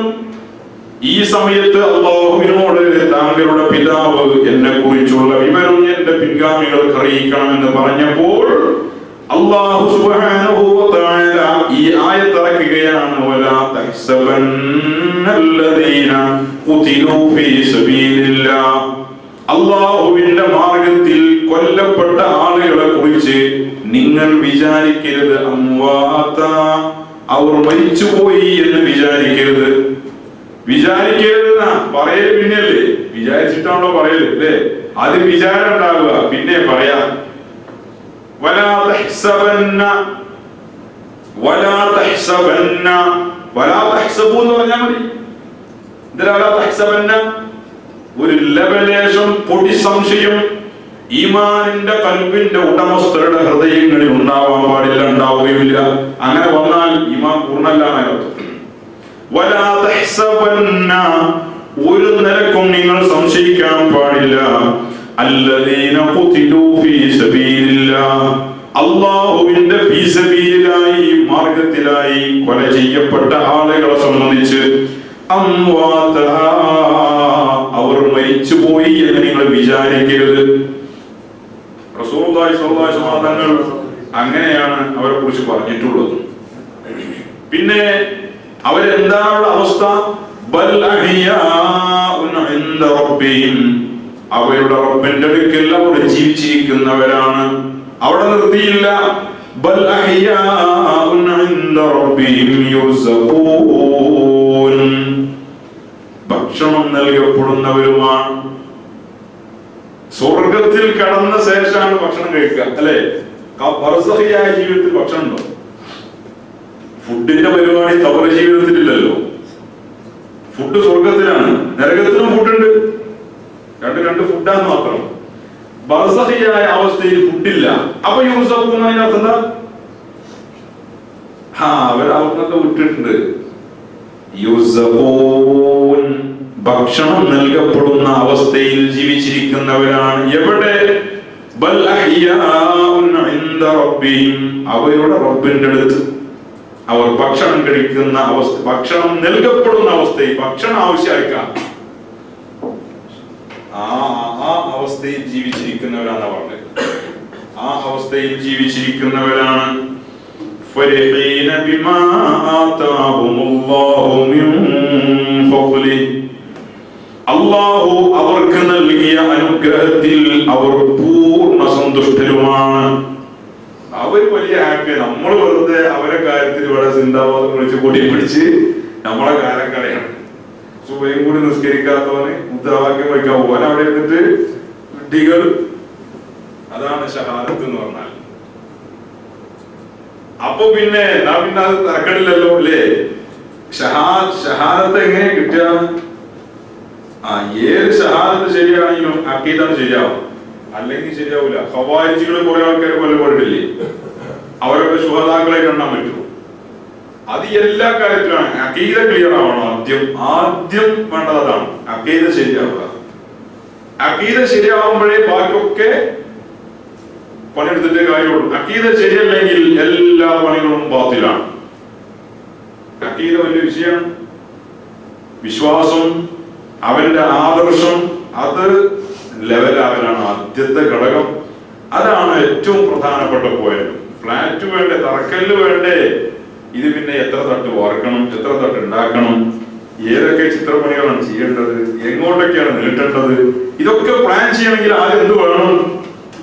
തറക്കല്ല് വേണം. തറക്കല്ലില്ലാതൊക്കെ പുറത്തുണ്ടാക്കിയിട്ട് അവരുടെ കാര്യമുള്ളൂ. അതാണ് തറക്കല്ല് അസാസ്. അത് അക്കീദയാണ്. അതിൽ നിന്നുകൊണ്ട്, അല്ലെങ്കിൽ ഏതെങ്കിലും തീവ്രവാദ സംഘടനൊപ്പം പോയിട്ട് ബോംബിൽ പൊട്ടിത്തെറിച്ച് മരിക്കണമെന്നൊക്കെ കൂടെ ഷഹീദാന്ന് വിചാരിക്കണ്ട. ഇപ്പോ ഇന്നത്തെ ജിഹാദല്ലേ? എന്താ? ആൾക്കൂട്ടത്തിലേക്ക് അവൻ മനുഷ്യ ബോംബായി കടന്നു ചെല്ലുക, ആത്മഹത്യ എന്നാണ് പറയാം.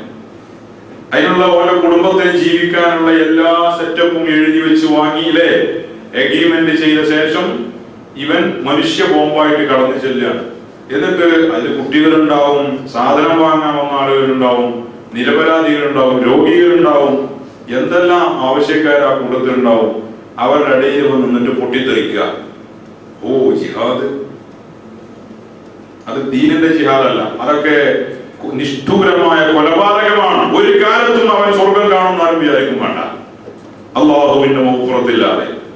അതൊന്നും ഷഹീദല്ല. അതേപോലെ ബാത്തിലായ സംഘടനകൾക്ക് വേണ്ടി ചെയ്യുന്ന ഒരു ഒഴുക്കുന്ന രക്തം, അതൊന്നും ശുഹദാഇന്റെ രക്തമല്ല. ബാത്തിലായ പാർട്ടിക്ക് വേണ്ടി കൊല്ലപ്പെടുക. ഏത് പാർട്ടി? എന്താണ് ആ പാർട്ടിയോട് ഗുണം? ആ പാർട്ടിയിൽ നിന്ന് തെരഞ്ഞെടുക്കുന്ന മന്ത്രിക്ക് 5 കൊല്ലം സുഭിക്ഷമായി ജീവിക്കാം. അവൻ 5 കൊല്ലം അവിടെ ഇരുന്നാൽ അവന്റെ 5 തലമുറക്ക് കഴിക്കാനുള്ളത് ഉണ്ടാക്കിയിട്ടേ അവരവിടെ ഇറങ്ങിപ്പോയുള്ളൂ. അതാണ് ഇപ്പൊ ഒരു പാർട്ടിന്റെ പരമാവധി യോഗ്യത എന്ന് പറയുന്നത്.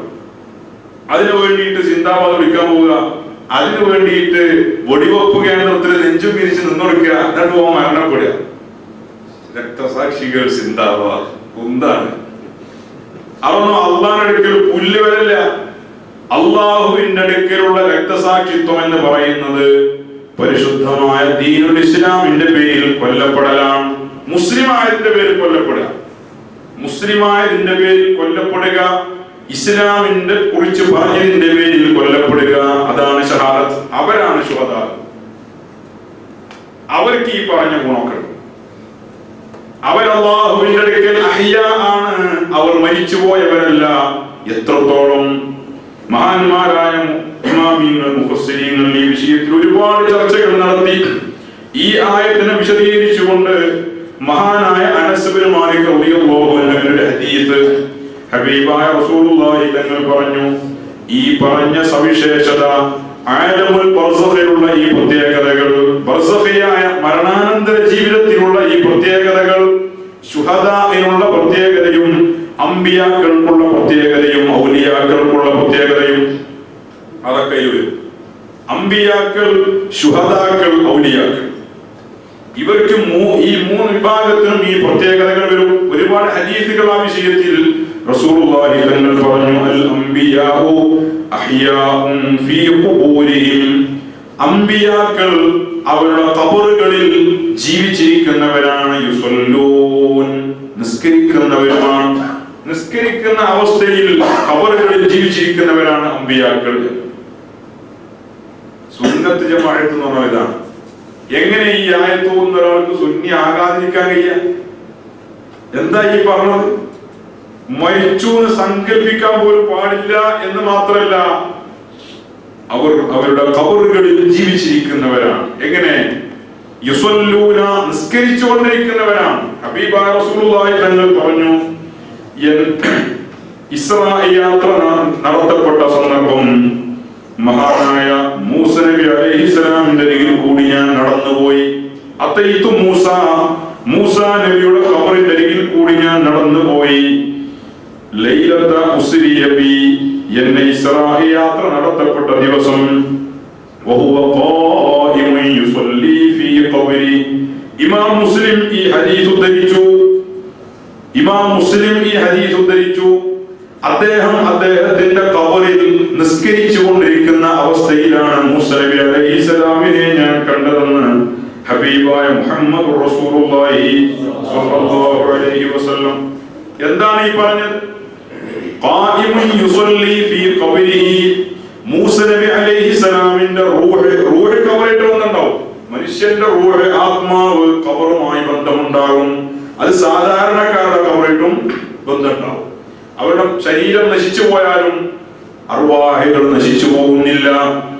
അർവാഹികൾ ഖബറുമായി ബന്ധപ്പെട്ടുകൊണ്ടിരിക്കും. തുമുറു അഖാരിബി ജംബാതി ഖബരി ഫഇന്ന അഖാരിബി ലം തഅരിഫൂനി. ഖബറാളിയുടെ വിലാപത്തെ കുറിച്ചുള്ള ഒരു കവിത. എന്റെ ഖബറിന്റെ ചാരേ കൂടെ നടന്നു പോകുന്നവർ, എന്റെ കുടുംബങ്ങൾ, എന്റെ അടുത്ത സുഹൃത്തുക്കൾ, എന്റെ ഖബറിന്റെ ചാരെ അവർ നടന്നു പോകുന്നുണ്ട്. ഫഇന്ന അഖാരിബി, പക്ഷേ എന്റെ അടുത്ത കുടുംബങ്ങൾ ലം തഅരിഫൂനി, എന്നെ അവർ മനസ്സിലാക്കുന്നില്ല, തിരിച്ചറിയുന്നില്ലല്ലോ. ഖബറാളിയുടെ വിലാപം, ഖബറിൽ ചെന്ന് സലാം പറയുന്നവരെ ഖബറാളി കാണും, അവരെ ആരാണ് എന്ന് ഖബറാളി അറിയും. റൂഹിനെ മടക്കപ്പെട്ടുകൊണ്ടിരിക്കും. എപ്പോഴും ആ ഖബറുമായി റൂഹിന് ബന്ധമുണ്ടാവും. എന്നാൽ ആ ബന്ധമല്ല അമ്പിയാക്കളുടേത്, ആ ബന്ധമല്ല ശുഹദാഇന്റേത്, ആ ബന്ധമല്ല ഔലിയാക്കളുടേത്. പിന്നെ യുസല്ലി ഫീ ഖബരിഹി എന്ന് പറഞ്ഞതിനെ മഹാന്മാരായ ഇമാമിങ്ങൾ വിശദീകരിച്ചു. ബഹുമാനപ്പെട്ട ഇമാം സുയൂത്തി റഹിമഹുല്ലാഹ് ഈ ഹദീസിനെ വിശദീകരിച്ചുകൊണ്ട് പറഞ്ഞു, വഇന്നമാ യൂസഫു ബിഹിൽ ജസദു, ഇത് അദ്ദേഹത്തിന്റെ ശരീരത്തോട് കൂടെ നിസ്കരിച്ചു എന്നാണ് ഈ ഹദീസിൽ പറഞ്ഞ വിശദീകരണം. ഇതിനെ വിശേഷിപ്പിക്കുക. കാരണം ഖബറിൽ ആത്മാവ് ചെയ്യുന്ന പ്രവർത്തനങ്ങളെ ഒരു സംഭവമാക്കി അവതരിപ്പിക്കേണ്ടതില്ല. ആത്മാവ് ചെയ്യുന്നതിനെ, ഖബറിൽ ഒരു ആത്മാവ് ചെയ്യുന്നതിനെ വിശദീകരിക്കേണ്ടതില്ല, എടുത്തു പറയേണ്ടതില്ല. മൂസ നബിയുടെ പ്രത്യേകതയായിട്ട് പറയേണ്ടതുമില്ല. ഖബറിൽ ശരീരത്തോട് കൂടെ ചെയ്യുന്ന പ്രവൃത്തിയായതുകൊണ്ടാണ് മൂസ നബി അലൈഹിസ്സലാം ഖബറിൽ നിസ്കരിക്കുന്നു എന്ന് റസൂലുള്ളാഹി തങ്ങൾ പറഞ്ഞത് എന്ന് ഇമാം സുയൂത്തി റഹിമഹുല്ലാഹ് ഈ ഹദീസിനെ വിശദീകരിച്ചുകൊണ്ട് മഹാന്മാര് പറഞ്ഞു. മഹാന്മാരായ അല്ലാഹുവിന്റെ ഔലിയാക്കൾ തുറദ്ദു അലൈഹിം അഹ്വാൽ, അവരുടെ മേൽ അവരുടെ അവസ്ഥകളെ അല്ലാഹു മടക്കി കൊടുക്കും. യുശാഹിദൂന ഫീഹാ മലകൂതസ് സമാവാതി വൽ അർദ്, ആകാശഭൂമികളുടെ രഹസ്യങ്ങളെ, മലകൂത്തുകളെ ആ അമ്പിയാക്കൾ ഔലിയാക്കൾക്ക് കാണാൻ സാധിക്കും. വയൻദുറൂനൽ അംബിയാ അഹ്യാഅൻ ഗൈറ അംവാത്, അമ്പിയാക്കളെ ജീവിച്ചിരിക്കുന്ന അവസ്ഥയിൽ അവർ കാണും, ഭൂമിയിൽ കാണും. പരലോകത്ത് കാണുന്ന കാര്യമായി പറഞ്ഞത് ഭൂമിയിൽ കാണും. അമ്പിയാക്കൾക്ക് കാണാൻ കഴിയും, ഔലിയാക്കൾക്ക് കാണാൻ കഴിയും. വിശ്വസിക്കാൻ പ്രയാസമുണ്ടോ? ഇവിടെ കാണുമെന്ന്. മഹാനായ വരക്കൽ ബാലവി തങ്ങളുടെ ഒരു ശിഷ്യനുണ്ടായിരുന്നു, ചെറിയ അഹ്മദ് എന്ന് പറയുന്ന ശിഷ്യൻ. കേട്ടിട്ടുണ്ടാവുക. ചെറിയ അഹ്മദ് ഹജ്ജിന് പോയി തിരിച്ചു വന്നിട്ടില്ല. അദ്ദേഹം ഹജ്ജിന് പോയി തിരിച്ചു വരാത്ത ചെറിയ അഹ്മദ് വരക്കൽ മുല്ലക്കോയ തങ്ങളുടെ സമീപത്ത് വന്ന് ഇസ്ലാം സ്വീകരിച്ച ആളാണ്. ഇസ്ലാം സ്വീകരിച്ചു. അദ്ദേഹം തങ്ങളുടെ അടുക്കൽ കൂടി അഹ്മദ് എന്ന് പേരിട്ടു. വരക്കൽ ബാലവി തങ്ങളുടെ തറവാട്ടിൽ ഒരുപാട് ആശ്രിതരുണ്ടായിരുന്നു. വലിയ തറവാടാണ്, ഒരുപാട് ആളുകൾ അവിടെ സ്ഥിരം താമസിച്ചിരുന്നു. അദ്ദേഹത്തിന് മക്കളില്ല. അദ്ദേഹം ത്വരീഖത്തിന്റെ ശേഖാണ്, വലിയ മുസ്തജാബ് ദഅവയായ വലിയ മഹാനാണ് വരക്കൽ ബാലവി തങ്ങൾ. അതുകൊണ്ട് തന്നെ അദ്ദേഹത്തിന്റെ കുറെ ആളുകൾ ശിഷ്യന്മാരെപ്പോഴുണ്ടാവും. ഒരാൾ ഇസ്ലാം സ്വീകരിച്ചു. ചെറിയ അദ്ദേഹത്തിന് അഹ്മദ് എന്ന് പേരിട്ടു. വേറെ അഹ്മദ് ഉള്ളതുകൊണ്ട് ഇതിന് ചെറിയ അഹ്മദ് എന്ന് പേര് വിളിച്ചു. അദ്ദേഹം ഹജ്ജിന് പോകാൻ താല്പര്യം പറഞ്ഞു. ഹജ്ജിന് പോകാൻ വേണ്ടി ഒരു വിഭാഗം ആളുകൾ തങ്ങളോട് യാത്ര ചോദിക്കാൻ വന്നപ്പോൾ അവരുടെ കൂടെ ചെറിയ അഹ്മദിനോട് പോകാൻ തങ്ങൾ നിർദ്ദേശിച്ചു. ഹജ്ജ് കഴിഞ്ഞ ആളുകൾ മടങ്ങി, ഞാൻ പോരുന്നില്ല.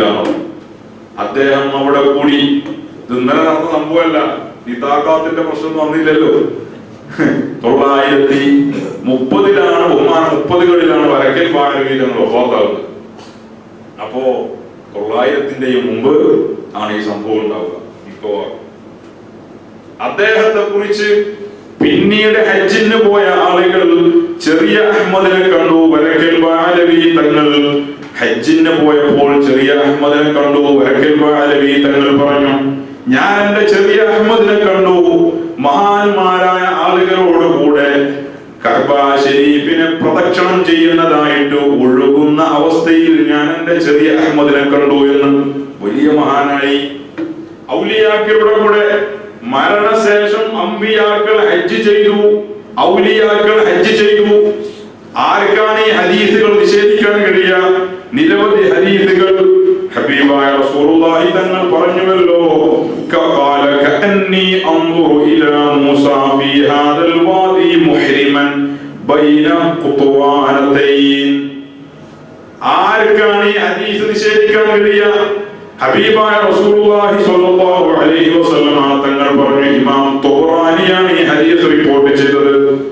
റസൂലുള്ളാഹി തങ്ങൾ പറഞ്ഞു, കഅന്നി അൻദുറു ഇലാ മൂസ, മൂസ നബി അലൈഹിസ്സലാമിനെ ഞാൻ കാണുന്നത് പോലെ, ഫീ ഹാദൽ വാദി, ഈ മലഞ്ചെരുവിൽ എന്റെ മൂസ നബിയെ ഞാൻ കാണുന്നു, മുഹ്രിമൻ, ഇഹ്റാം ചെയ്ത വേഷത്തിൽ, ബൈന ഖുത്വാനിയതൈനി, ഖുത്വാനി വസ്ത്രത്തിൽ ഇഹ്റാം ചെയ്ത അവസ്ഥയിൽ, മുഹ്രിമായ അവസ്ഥയിൽ മൂസ നബി അലൈഹിസ്സലാമിനെ ഞാൻ കണ്ടുവെന്ന് ഹബീബായ റസൂലുള്ളാഹി. എന്താ സംഭവിക്കായി? ഔലിയാക്കൾക്ക്, അമ്പിയാക്കൾക്ക് അത് കാണാൻ പറ്റും. റസൂലുള്ളാഹി തങ്ങൾ അത് കണ്ടു, സ്വഹാബികൾ അത് കണ്ടില്ല. കാണിച്ചിരിക്കുന്നതാരും പറഞ്ഞതുമില്ല. കാരണം ദീനിന്റെ ഹഖായിഖ് മനസ്സിലാക്കിയ ആളുകളാണ്. അമ്പിയാക്കളുടെ നബുവത്തിന്റെ കണ്ണുകൊണ്ടത് കണ്ടു. ഖബറിൽ നിസ്കരിച്ചു എന്ന് പറഞ്ഞു. എന്തിനാണ് ഇത് ചെയ്യുന്നത്? ഇത് ആദരവിന്റെ ഭാഗമാണ്, അല്ലേ? ആദരവിന്റെ ഭാഗമാണ്. നിസ്കാരത്തിനെ അവരെ ആദരിക്കുകയാണ്. അവർക്ക് നിസ്കരിക്കാൻ അവർക്ക് ആദരവാണ്. ശരിക്കും മരണത്തിന് ശേഷം ഇബാദത്ത് ഇല്ലല്ലോ, ശരീഅത്തില്ല, പക്ഷേ അത് ആദരവാണ്. അവർക്ക് ബഹുമാനം കൊടുക്കുക എന്നാണ് പറയാം. എത്ര സംഭവങ്ങൾ അങ്ങനെയുണ്ട്. ഖബറുകളിൽ നിന്ന് ബറാഅത്ത് സൂറത്ത് കേട്ടത്, ഖബറുകളിൽ നിന്ന് സൂറത്തുർ റഹ്മാൻ കേട്ടത്, ഖബറുകളിൽ നിന്ന് തബാറക സൂറത്ത്. തബാറക സൂറത്തിന്റെ പ്രത്യേകത ഖബറിൽ വെളിച്ചമാണ്, ഖബറിൽ തുണയാണ്, ഖബറിൽ മനുഷ്യന്റെ രക്ഷയാണ്. തബാറക, അല്ലേ? ഖബറിൽ തബാറക സൂറത്ത് വന്നു. അങ്ങനെ എന്തെല്ലാം സംഭവങ്ങളുണ്ട്. റസൂലുള്ളാഹി തങ്ങൾ പറഞ്ഞു, അങ്ങനെ ഒരുപാട് ഹദീസ് പറയുന്നുണ്ട്. കഅന്നി അൻദുറു ഇലാ മൂസ, മൂസ നബിയെ ഞാൻ കാണുന്നത് പോലെ, ഹാബിത്തും മിനദ്ദനിയ, കുന്നിറങ്ങി വരുന്നത്. ഈ മലഞ്ചെരുവിൽ നിന്ന് മൂസ നബി കുന്ന് ഇറങ്ങി വരുന്നത് ഞാൻ കാണുന്നു. വലഹു ജിആർ, മൂസ നബി അലൈഹിസ്സലാം വലിയ ശബ്ദത്തിലാണ് മുലബ്ബിയ, മൂസ നബി അലൈഹിസ്സലാം തൽബിയത്ത് ചൊല്ലിക്കൊണ്ട്, വലഹു ജിആറുൻ ഇലല്ലാഹി തആല ബിതൽബിയ, തൽബിയത്ത് ചൊല്ലിക്കൊണ്ട് ഈ മലഞ്ചെരുവിൽ നിന്ന് മൂസ നബി ഇറങ്ങി വരുന്നത് ഞാൻ കാണുന്നുവെന്ന് മുഹമ്മദ് മുസ്തഫ സല്ലല്ലാഹു അലൈഹി വസല്ലം. എന്തെങ്കിലും ആലമുൽ ബർസഖ് മനസ്സിലാക്കിയാണ് പോവാ. അഹ്യാ ആണവർ, അഹ്യാഉൻ ഇൻദ റബ്ബിഹിം യുർസഖൂൻ. അപ്പൊ പിന്നെ തിരിച്ചു വരാൻ കഴിയില്ല എന്ന് പറഞ്ഞാൽ എങ്ങനെ? ഭൂമിയിൽ ഇപ്പോഴുള്ള ഈ അവസ്ഥയിലേക്ക് തിരിച്ചു വരാൻ കഴിയില്ല എന്നാ പറയുന്നത്. മറ്റത് ആ അവസ്ഥയല്ല, അത് എല്ലാവർക്കും കാണാനും കഴിയില്ല. റസൂലുള്ളാഹി തങ്ങൾ കണ്ടു മൂസ നബിയെ, എന്നാ സാഹിബ് കണ്ടോ? കണ്ടില്ല, എല്ലാവർക്കും കാണാൻ പറ്റില്ല. അങ്ങനെ വേറെ ഹദീസുണ്ട്. ഹബീബായ റസൂലുള്ളാഹി തങ്ങൾ പറഞ്ഞു, മഹാനായ യൂനുസ് നബി അലൈഹിസ്സലാമിനെ ഞാൻ കണ്ടു. അലാ നാഖത്തിൻ ഹംറാ, ചുവന്ന ഒട്ടകത്തിന്റെ മുകളിൽ യൂനുസ് നബി അലൈഹിസ്സലാമിനെ ഞാൻ കണ്ടു. ചുവന്ന ഒട്ടകത്തിന്റെ മുകളിൽ ജഅദ, തടിച്ച ഒട്ടകം, തടിച്ച ചുവന്ന ഒട്ടകത്തിന്റെ മുകളിൽ അലൈഹി ജുബ്ബത്തും മിൻ സൂഫ്, അദ്ദേഹത്തിന്റെ മേൽ നല്ല വെളുത്ത വൃത്തിയുള്ള വെളുത്ത ജുബ്ബ ധരിച്ചതായിട്ട് ഒട്ടകത്തിന്റെ മുകളിൽ യൂനുസ് നബി അലൈഹിസ്സലാം വരുന്നത് ഞാൻ കണ്ടു. എവിടെ കണ്ടു? മക്കയിൽ ഹജ്ജിന്റെ വേളയായി പറയുന്നു, അല്ലെങ്കിൽ തവാഫിനു വേണ്ടി മുലബ്ബിയൻ തൽബിയത്ത് ചൊല്ലിക്കൊണ്ട് ലബ്ബൈക അല്ലാഹുമ്മ ലബ്ബൈക ലബ്ബൈക ലാ ശരീക ലക ലബ്ബൈക, ഇത് പറഞ്ഞുകൊണ്ട് മൂസ നബിയെ ഞാൻ കണ്ടുവെന്ന്, യൂനുസ് നബിയെ ഞാൻ കണ്ടുവെന്ന് ഹബീബായ റസൂലുള്ളാഹി സ്വല്ലല്ലാഹു അലൈഹി വസല്ലം. എന്താ അതിന്റെ അർത്ഥം? അന്നൽ അംബിയാ യുശാഹിദൂന ഖാരിജ ഖുബൂരിഹിം, അവരുടെ ഖബറുകൾക്ക് വെളിയിൽ തന്നെ പ്രവാചകന്മാർക്ക് പ്രത്യക്ഷപ്പെടാവുന്നതാണ്. ലാബിസീന സിയാബ്, വസ്ത്രം ധരിച്ചവരായിട്ട്, മാശീന ഔ റാകിബീന, നടന്ന് യാത്ര ചെയ്യുന്നവരായിട്ട്, അല്ലെങ്കിൽ വാഹനത്തിൽ കയറി യാത്ര ചെയ്യുന്നവരായിട്ട്, ويذهبون إلى حيث يحجون ويلبون. അങ്ങനെ ഹജ്ജ് ചെയ്യാൻ വേണ്ടി അവർ പോകും. ويراهم بعينه من كشف الله عن بصيرته من العباد. അല്ലാഹുവിന്റെ കശ്ഫ് കൊണ്ട് അവർക്ക് കാണാൻ കഴിയുന്നതൊക്കെ അവർക്ക് കാണാൻ ആവശ്യമുള്ളതൊക്കെ കാണാൻ കഴിയും. ഇതാണ് ദീൻ. അതിനർത്ഥം എന്താ? മരിച്ചവരൊക്കെ അവിടെ ഇങ്ങനെ പ്രേതങ്ങളായി നടക്കാനൊന്നുമല്ല. ഈ പ്രേത സങ്കല്പങ്ങളൊക്കെ പക്ഷെ ഇതിനെ ദുർവ്യാഖ്യാനം ചെയ്യപ്പെട്ടതാകാനും സാധ്യതയുണ്ട്. കാര്യങ്ങൾ ദുർവ്യാഖ്യാനം ചെയ്യപ്പെടുമ്പോഴാണ് അതിന്റെ അസ്ഥാനത്താവുക. അപ്പോഴാണ് പിന്നെ അത് തെറ്റായ വ്യാഖ്യാനമായി വരിക. ഇത് അമ്പിയാക്കൾക്കുള്ള അവസ്ഥയാണ്. അതിന്റെ തെളിവെന്താ? അതിന്റെ തെളിവ് തന്നെ എന്തായാലും ശുഹദാക്കളെക്കാൾ ശ്രേഷ്ഠത കൂടിയ ആളുകളാണ് അമ്പിയാക്കൾ. ശുഹദാക്കിനേക്കാൾ ശ്രേഷ്ഠതയുള്ള ആളുകളാണ് അമ്പിയാക്കൾ. അതന്നെയാണ് ഇമാമിങ്ങൾ പറഞ്ഞ തെളിവും. ശുഹദാഹിനേക്കാൾ സ്ഥാനത്തിൽ അമ്പിയാക്കളാണ് മുകളിൽ നിൽക്കുന്നവർ. ശുഹദാക്കൾക്ക് പറഞ്ഞ പ്രത്യേകതയാണെന്ത്? അവർ അല്ലാഹുവിന്റെ അടുക്കൽ ജീവിച്ചിരിക്കുന്ന ആളുകളാണ് എന്നത്.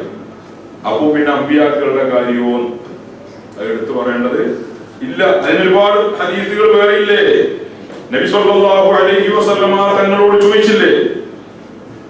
റസൂലുള്ളാഹി തങ്ങളോട് ചോദിച്ചു, എങ്ങനെയാണ് നബി ഞങ്ങളുടെ സ്വലാത്തുകൾ താങ്കൾക്ക് ഒഴിവാക്കപ്പെടുക അല്ലേ? അപ്പൊ എന്താ താങ്കൾ പറഞ്ഞ മറുപടി? നിങ്ങളുടെ സ്വലാത്തുകൾ എനിക്ക് ഒഴിവാക്കപ്പെടും. ഹയാത്തി ഖൈറുൽ ലക്കും വമമാതി ഖൈറുൽ ലക്കും. എന്റെ ജീവിതം നിങ്ങൾക്ക് ഖൈറാണ്, എന്റെ മരണവും നിങ്ങൾക്ക് ഖൈറാണെന്ന് മുഹമ്മദ് മുസ്തഫ സ്വല്ലല്ലാഹു അലൈഹി വസല്ലം. സ്വഹാബികൾ ചോദിച്ചു, എങ്ങനെയാണ് നബിയെ ഞങ്ങൾ ജീവിതം നിങ്ങൾക്ക് ഖൈറാകൽ എങ്ങനെ? റസൂലുള്ളാഹി തങ്ങൾ പറഞ്ഞു, ജീവിതത്തിൽ നിങ്ങളുമായി എനിക്ക് ബന്ധപ്പെടാൻ സാധിക്കും, നിങ്ങളുടെ കാര്യങ്ങളിൽ എനിക്ക് ഇടപെടാൻ സാധിക്കും. അതാണ് ജീവിതത്തിൽ ഞാൻ നിങ്ങളുടെ കൂടെ ഉണ്ടാവുക എന്ന ഖൈർ. മരണശേഷം എന്റെ വഫാത്ത് എങ്ങനെയാണ് നിങ്ങൾക്ക് ഖൈറാകുന്നത്?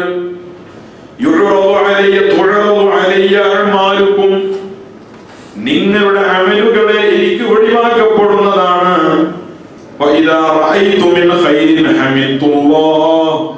നിങ്ങൾ സൽക്കർമ്മം ചെയ്യുന്നത് ഞാൻ കണ്ടാൽ അല്ലാഹുവിനെ ഞാൻ സ്തുതിക്കും. നിങ്ങൾ തിന്മ പ്രവർത്തിക്കുന്നത് ഞാൻ കണ്ടാൽ നിങ്ങൾക്ക് വേണ്ടി ഞാൻ അല്ലാഹുവിനോട് പൊറുക്കലിനെ തേടുമെന്ന് മുഹമ്മദ് റസൂലുള്ളാഹി. ആരോടായി പറഞ്ഞു? ഇപ്പോഴും നടന്നുകൊണ്ടിരിക്കാനായി പറഞ്ഞു. എന്റെ ഉമ്മത്ത് മുഴുവൻ എക്കാലത്ത്. എന്താണ് അർത്ഥം? ഏതാണ് ജീവിതം? അതാണ്. നമുക്കത് ചിന്തിച്ചാൽ മനസ്സിലാക്കാൻ പറ്റില്ല. ആലമുൽ ബർസഖിൽ മനുഷ്യന്റെ അവസ്ഥകൾ മാറും. നമ്മൾ ആരാന്നാ നിങ്ങൾ വിചാരിച്ചു? നമ്മൾ ആരാ? എന്തിനാ അവിടെ വന്നത്? എന്താ നമ്മുടെ ലക്ഷ്യം? ഇവിടെ എന്തിനാ വന്നത്? നമ്മൾ എന്തിനാ അവിടെ വന്നത്? ഇവിടെ കുറെ കൃഷി ഉണ്ടാക്കാൻ ആണോ? അങ്ങനെയാണെങ്കിൽ ആ കൃഷി ഉണ്ടാക്കി കാലങ്ങളോടെ കൂടാൻ കഴിയട്ടെ. ഇവിടെ ബിസിനസ് ചെയ്യാൻ പോണ, അങ്ങനെയാണെങ്കിൽ ആ ബിസിനസ് നമുക്ക് നഷ്ടപ്പെടാൻ പാടില്ല. നമ്മൾ എന്തിനോട് വന്നു? നമ്മൾ വന്നത് ആരോ നമ്മളെ കൊണ്ടുവന്നതാണ്. ദീർഘമായ അനന്തമായ യാത്രയുടെ ഇടയിലുള്ള ഒരിടം അല്ലെ? അനന്തമായ യാത്ര എന്നോ തുടങ്ങിയ യാത്രയുടെ വഴിയാണ് ഇവിടെ നമ്മൾ. പക്ഷെ ദുനിയാവിൽ പറയുന്നത് ദുനിയാവ് തർക്കങ്ങളുടെ ഭൂമിയാണ്, ദുനിയാവ് കുഫറിന്റെ ഭൂമിയാണ്, ദുനിയാവ് നിഷേധത്തിന്റെ ഭൂമിയാണ്, അലങ്കാരങ്ങളുടെ പിന്നാലെ മനുഷ്യൻ മോഹിച്ച് നടക്കുന്ന ഭൂമിയാണ്. അതാണ് ദുനിയാവ്. ദുനിയാവിന് അങ്ങനെ ചില പ്രത്യേകതകളുണ്ട്, വേറെ ഒന്നുമില്ല. വിജയപരാജയങ്ങളെ കുറിച്ച് തീരുമാനമെടുക്കുന്ന മർമ്മഭൂമിയാണ്, മർമ്മസ്ഥാനമാണ് ഭൂമി ദുനിയാവ്. ഇവിടെ നിന്നാണ് വഴിതിരിയ. ഇതുവരെ ഏകദേശം വന്നതൊക്കെ ഒരേ ലെവലിലാണ് അല്ലെ? എല്ലാവരും ഏകദേശം ഒരേ ലെവലിലാണ് ഇതുവരെ വന്നത്. പ്രസവിക്കപ്പെട്ടത് അങ്ങനെയാണ്, ആരോഗ്യമൊക്കെ അങ്ങനെ വന്നത്. ഇനി വഴിതിരിയുകയാണ്. ഇനി ശഖീയും സഈദും വഴിതിരിയുകയാണ്. ആലമുൽ ബർസഖിലേക്കുള്ള അൽ ഖബ്റു അവ്വലു മൻസിലിൻ മിൻ മനാസിലിൽ ആഖിറ. കണ്ടോ? അൽ ഖബ്റു അവ്വലു മൻസിലിൻ മിൻ മനാസിലിൽ ആഖിറ. ആഖിറത്തിലേക്കുള്ള വീടുകളിൽ ഒന്നാമത്തെ വീടാണ് ഖബർ. ഖബർ നമ്മളെ സംബന്ധിച്ചിടത്തോളം അവസാനത്തെ വീടാണ്.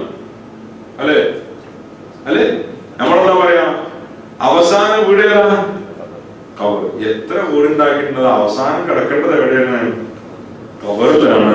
ഇതാണ് നമ്മൾ പറയാ. സത്യത്തിൽ അവസാനത്തെ വീട് ഖബറല്ല. അത് നമുക്ക് തോന്നുകയാണ് അവസാനത്തെ വീട് തൊട്ടാണ്. ദുനിയാവിലെ ജീവിതത്തിനുള്ള സെറ്റപ്പ് വരുന്നില്ല, ഇതോടെ തീർന്നു. ഇനി അവസാന വീട്ടിലേക്കുള്ള ആദ്യത്തെ വീടാണ് ഖബർ. അൽ ഖബറു അവ്വലു മൻസിലിൻ മിൻ മനാസിലിൽ ആഖിറ. അല്ലേ? ഒന്നാമത്തെ വീട്. ആ ഒന്നാമത്തെ വീട്ടിൽ അല്ലാഹു സുബ്ഹാനഹു വ തആല വ്യത്യസ്ത രീതികളിലാണ് സംവിധാനിച്ചിട്ടുള്ളത്. ആ വ്യത്യസ്ത രീതികളിൽ ഒരു രീതി ശുഹദാക്കൾക്കുള്ള രീതിയാണ്. ചില ആളുകൾ നേരെ സ്വർഗത്തിൽ, ചില ആളുകൾ അവർ വിചാരണയോടുകൂടെ സ്വർഗത്തിൽ, ചില ആളുകൾ ഖബറിൽ സുഗമമായി കിടന്നുറങ്ങുന്നു. നംകനൗമത്തിൽ അറൂസ്, പുതിയാപ്പള ഉറങ്ങുന്നത് പോലെ ഉറങ്ങിക്കോ എന്ന് പറഞ്ഞ് മലക്കുകൾ ഉറക്കിക്കിടത്തി യാത്ര പറയപ്പെട്ട ആളുകൾ. ചില ആളുകൾ അദാബ് അനുഭവിക്കുന്നവർ, മറ്റു ചില ആളുകൾ വല്ലാതെ വിഷമിക്കുന്നവർ, പേടിച്ച് ജീവിക്കുന്നവർ, ചില ആളുകൾ ഖബർ ജീവിതത്തിൽ തന്നെ രക്ഷപ്പെട്ടു പോരുന്നവർ, മക്കളെ കൊണ്ടോ മറ്റോ അങ്ങനെയൊക്കെ സംഭവിക്കാം. അവിടെ പല അവസ്ഥകളാണ്. എന്നാൽ ഹബീബുൻ നജ്ജാറിനെ പോലെ വിശുദ്ധമായ ദീനുൽ ഇസ്ലാമിന്റെ പേരിൽ കൊല ചെയ്യപ്പെട്ട ഒരാളും അവന്റെ ആലമുൽ ബർസഖിൽ പ്രയാസപ്പെടേണ്ടി വരികയില്ല. എന്തുകൊണ്ട്? വിശുദ്ധ ഖുർആൻ പറഞ്ഞു, നേരെ സ്വർഗത്തിൽ പ്രവേശിച്ചു കൊള്ളുക, സ്വർഗത്തിൽ പ്രവേശിച്ചു കൊള്ളുക. അതിന്റെ ഇടയിൽ മറ്റു ഇടതടവുകളില്ല, മറ്റു ഒരു കാര്യവും അവരില്ല. കാരണം അദ്ദേഹം ചെയ്യേണ്ട ഏറ്റവും വലിയ ദൗത്യമാണ് അദ്ദേഹം ചെയ്തത്. ഇനി അദ്ദേഹത്തിനൊന്നുമില്ല. എന്നാൽ അദ്ദേഹത്തെ ആക്രമിച്ച ആളുകളോട് ആ സമയത്തും അദ്ദേഹത്തിന് സ്നേഹമാണ്, അവരോട് ഗുണകാംക്ഷയാണ്. അവരെ അല്ലാഹു സുബ്ഹാനഹു വ തആല വെറുതെ വിടുകയും ഇല്ല. കാരണം അത് ഗുൽമാണ്. ഇതിവിടെ ഗുൽമാണ്. ഇവിടെ നമുക്ക് ഒരുപാട് പാഠങ്ങളുണ്ട്, ഒരുപാട് പാഠങ്ങൾ. എന്താണ് ഇതിലുള്ള പാഠം? ഏറ്റവും പ്രധാനപ്പെട്ട പാഠം മഹാന്മാരായ മുഫസ്സിരീങ്ങൾ പറഞ്ഞു, ഇതിൽ മനുഷ്യനുള്ള പാഠം എന്താണ്? വല്ലാതെ പ്രയാസങ്ങൾ അനുഭവിക്കേണ്ടി വരുമ്പോൾ, പീഡനങ്ങൾ സഹിക്കേണ്ടി വരുമ്പോൾ, ശത്രുക്കളുടെ കുതന്ത്രങ്ങളെ കൊണ്ട് നമ്മൾ പൊറുതിമുട്ടേണ്ടി വരുമ്പോൾ ഏറ്റവും വലിയ ക്ഷമ കൈക്കൊള്ളുക എന്നതാണ് ഏറ്റവും വലിയ ക്ഷമ. അല്ലാഹുവിന്റെ മാർഗത്തിൽ ക്ഷമിക്കുക എന്നതാണ് ഇതിലുള്ള ഏറ്റവും വലിയ ഒരു പാഠം. അല്ലാഹുവിന്റെ മാർഗത്തിൽ ക്ഷമിക്കുക നമ്മൾ അതിനുള്ളതാണ്. അതിലപ്പുറം വലിയ ഒരു ആയുധവും വേറെ ഇല്ല. ക്ഷമയെ കവച്ചു വെക്കുന്ന ഒരു ആയുധവും വേറെ അല്ല. ഇപ്പോ നമ്മുടെ നാടുകളിൽ, പരിസര നാടുകളിലൊക്കെ, ഇസ്ലാമിക രാജ്യങ്ങളിലൊക്കെ നടക്കുന്ന, ബർമ്മ പോലെയുള്ള രാജ്യങ്ങളിലൊക്കെ നടക്കുന്ന പല കാര്യങ്ങളും കാണുമ്പോൾ നമ്മളിങ്ങനെ വികാരപ്പെടുകയാണ്. നമ്മൾ വികാരപ്പെടേണ്ടതില്ല. അല്ലാഹു സുബ്ഹാനഹു വ തആല ആദരിക്കാൻ ഉദ്ദേശിച്ച ആളുകളെ അല്ലാഹു ആദരിക്കും. കുറെ ആളുകൾക്ക് ഷഹാദത്ത് കൊടുക്കാം. അപ്പൊ പിന്നെ നമ്മൾ എന്ത് ചെയ്യണം? നമ്മളൊന്നും ഇല്ലാതെ അങ്ങനെ ശക്തീകരിക്കപ്പെട്ട ആളുകളായിട്ട് ഇരിക്കുക അല്ല. നമ്മൾ ചെയ്യേണ്ടത് ക്ഷമിക്കുകയാണ്. ക്ഷമിക്കൽ തന്നെ. വിശുദ്ധ ഖുർആനിൽ ക്ഷമിക്കാൻ പറഞ്ഞ അത്ര ഒന്നും പറഞ്ഞിട്ടില്ല. ക്ഷമിക്കാൻ വേണ്ടി അല്ലാഹു സുബ്ഹാനഹു വ തആല പറഞ്ഞു, വലനബ്ലുവന്നകും, തീർച്ചയായും നിങ്ങളെ നാം പരീക്ഷിക്കുക തന്നെ ചെയ്യും.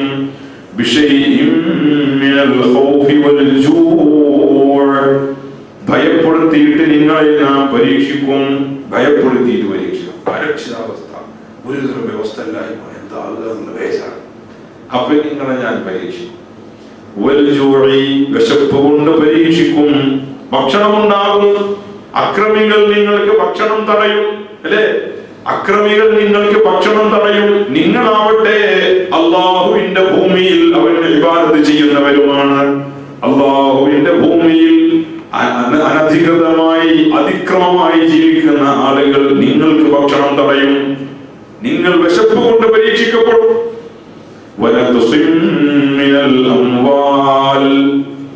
സാമ്പത്തിക നഷ്ടങ്ങളെ കൊണ്ട് നിങ്ങളെ പരീക്ഷിക്കും. പ്രയാസങ്ങളെ കൊണ്ട്, സാമ്പത്തിക ബുദ്ധിമുട്ട് നമ്മൾ അനുഭവിച്ചതല്ലേ.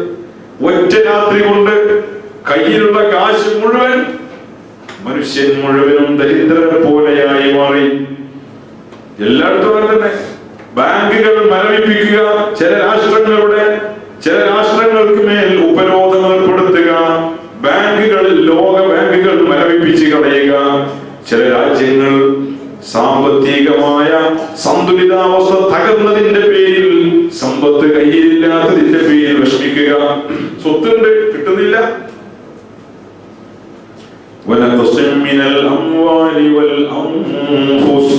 ശാരീരികമായ പരീക്ഷണം.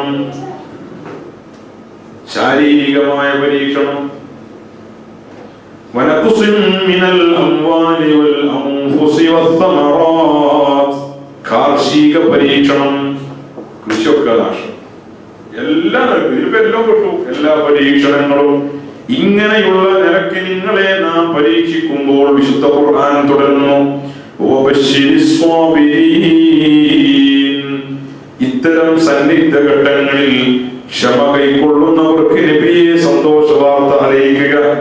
അങ്ങനെ വരുമ്പോ വാടി പാറെടുത്ത് തെരുവിലേക്ക് ഇറങ്ങാനല്ല, അതായിരുന്നു ഫൈറിയില്ല, അതാണ് വേണ്ടത്. ക്ഷമിക്കുക. ഇത്തരം ഘട്ടങ്ങളിൽ ക്ഷമിക്കുന്നവർക്ക് സന്തോഷ വാർത്ത അറിയിക്കുക. അല്ലദീന ഇദാ അസ്വാബതുഹും മുസീബ. ഏതാണ് ക്ഷമ? അവർക്ക് മുസീബത്ത് വന്നാൽ, ഈ പറഞ്ഞ മുസീബത്തുകൾ അരക്ഷിതാവസ്ഥ വന്നാൽ, അവരെ കൊലപ്പെടുത്തുകയും കൊലപ്പെടുത്തലിന്റെ ഭീതിയാവുകയും ചെയ്താൽ, അവരെ സാമ്പത്തികമായി കൊള്ള ചെയ്യപ്പെട്ടാൽ, ഏത് പീഡനങ്ങളും ആ സമയത്ത് ഇദാ സ്വാബതുഹും മുസീബ ഖാലൂ, അവർ പറയും, ഇന്നാ ലില്ലാഹി വ ഇന്നാ ഇലൈഹി റാജിഊൻ. ഞങ്ങൾ അല്ലാഹുവിനുള്ളവരാണല്ലോ, അല്ലാഹുവിലേക്ക് മടക്കപ്പെടുന്നവരാണല്ലോ. എന്താ അർത്ഥം? നമ്മൾ അല്ലാഹുവിനുള്ളവരാണ്, അല്ലാഹു തആലയിലേക്ക് മടക്കപ്പെടുന്നവരാണ്. ഇതും നമ്മൾ ഇടപെടേണ്ട കാര്യം. അതാണ് ശാന്തീകരണം, അതാണ് ക്ഷമാപണം. പിടിച്ചു നിൽക്കുക. തിരിച്ചടിക്കാൻ കഴിയാത്തതിന്റെ പേരിൽ ക്ഷമിക്കൽ മാത്രമല്ല, ഇത് അല്ലാഹു ഒരു തവക്കുലുള്ള ക്ഷമയാണ്. ആ ക്ഷമ ഉള്ളവർക്ക് പിന്നെ തീവ്രവാദം ഉണ്ടാവും. അവിടെ പിന്നെ അല്ലെ, 4 മുമ്പ് പ്രശ്നം ഉണ്ടായപ്പോ പാണക്കാട് തങ്ങള് അക്രമത്തിൽ ഇറങ്ങാൻ വേണ്ടി ആഹ്വാനം ചെയ്യാത്തതില് ദേഷ്യപ്പെട്ടിട്ട് ഭയങ്കര ബഹളയായിരുന്നു. നമ്മളെ സുഡാപ്പിയോടെ അല്ലേ, നവീനോൽക്കൾ കൂടെ തങ്ങൾ ആഹ്വാനം ചെയ്യാതിരിക്കണം. അതിനർത്ഥം എന്താ? തങ്ങളെ കൊണ്ട് ആഹ്വാനം ചെയ്യിപ്പിക്കണം. പോയപ്പോഴേ ഒരു തങ്ങൾ അംഗീകരിക്കുന്നില്ല എന്നാൽ അത് പോകാൻ തങ്ങൾ ആഹ്വാനം ചെയ്യാത്തതുകൊണ്ടാണ് ഒരു പോകാത്തത്. അപ്പൊ എന്തായാലും വെറുതെ പ്രശ്നമുണ്ടാക്കുക, മുസ്ലിം ഉമ്മത്തിനെ തെറ്റിദ്ധരിപ്പിക്കണം. നമ്മൾ അങ്ങനെ ആഹ്വാനം ചെയ്യേണ്ട കാര്യമില്ലല്ലോ. അല്ലാഹു തആലാന്റെ പള്ളിയാണ് ബാബരി മസ്ജിദ്. അല്ലാഹു തആലാന്റെ പള്ളി, ആ പള്ളി മുസ്ലിമീങ്ങളുടെ കയ്യിലായിരുന്ന കാലത്ത് എന്തിരുന്ന അവസ്ഥ?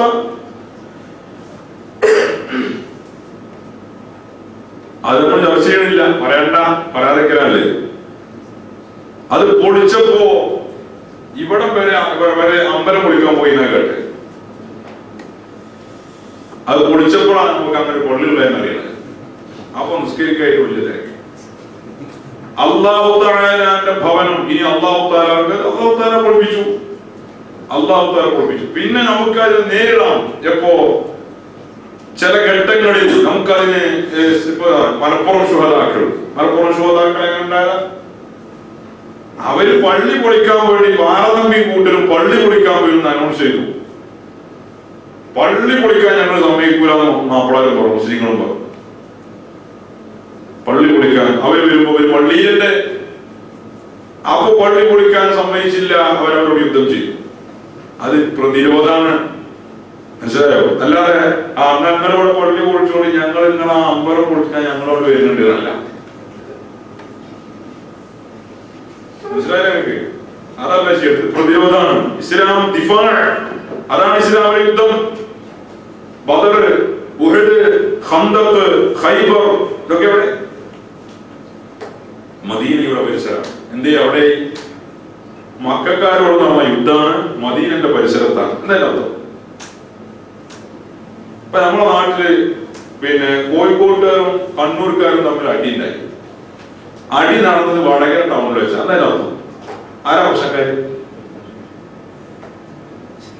കണ്ണൂർക്കാർക്ക് കണ്ണൂർക്കാരെന്ന് പറയാൻ വേണ്ടി, എന്നാലും കണ്ണൂർക്കാർ പ്രശ്നക്കാരാവില്ലാന്ന് കൊടുത്താണ് വീട്ടില് അല്ലേ?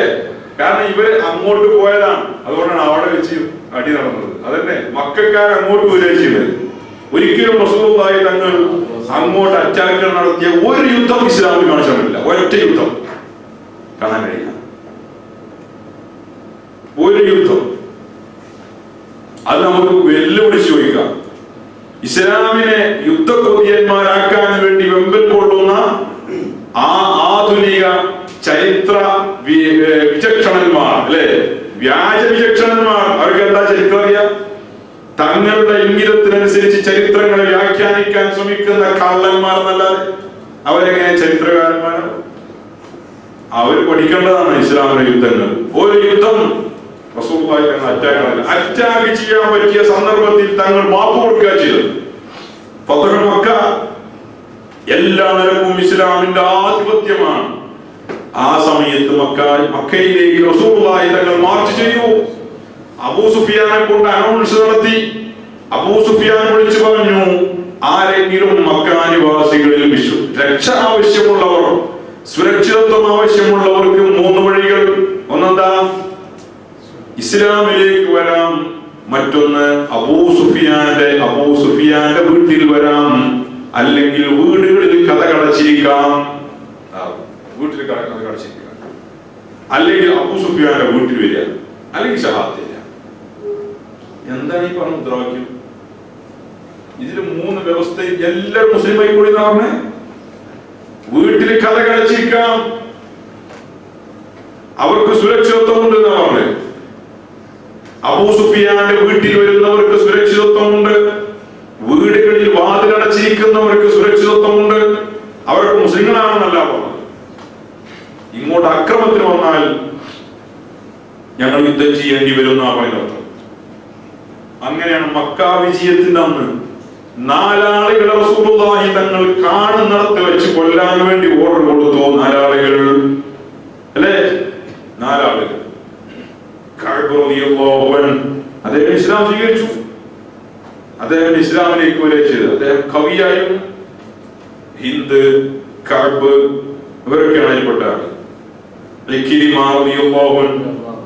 അങ്ങനെയുള്ള ആളുകളൊക്കെ അവരൊക്കെ പിന്നെ ഇസ്ലാമിലേക്ക് വന്നു എന്ന് മാത്രമല്ല, അവരൊക്കെ ഇസ്ലാമിന് വേണ്ടി നേതൃസ്ഥാനത്ത് വരെ ചെയ്തു. ഇസ്ലാമിന്റെ ഈ സമീപനം അതാണ് ഇസ്ലാം. ഇസ്ലാം സമാധാനമാണ്, സുരക്ഷിതത്വമാണെന്ന് പ്രസംഗിക്കുക, എന്നിട്ട് നാട്ടിന് മുഴുവൻ കുഴപ്പമുണ്ടാക്കുക, അതല്ല. മനസ്സിലായില്ലേ? അപ്പൊ നമ്മൾ ക്ഷമിക്കുക വേണ്ടത്. ക്ഷമയാണ് നമ്മുടെ വിഷയം. നമ്മൾ ക്ഷമിക്കുക. ബർമ്മയിലുള്ള മുസ്ലിമീങ്ങൾ അവരുടെ ക്ഷമ വെറുതെ ഒന്നും തോന്നണ്ട, ഒരിക്കലുമില്ല. ഇനി നമുക്ക് വരാനുള്ള ആ ഭാഗമാണ്.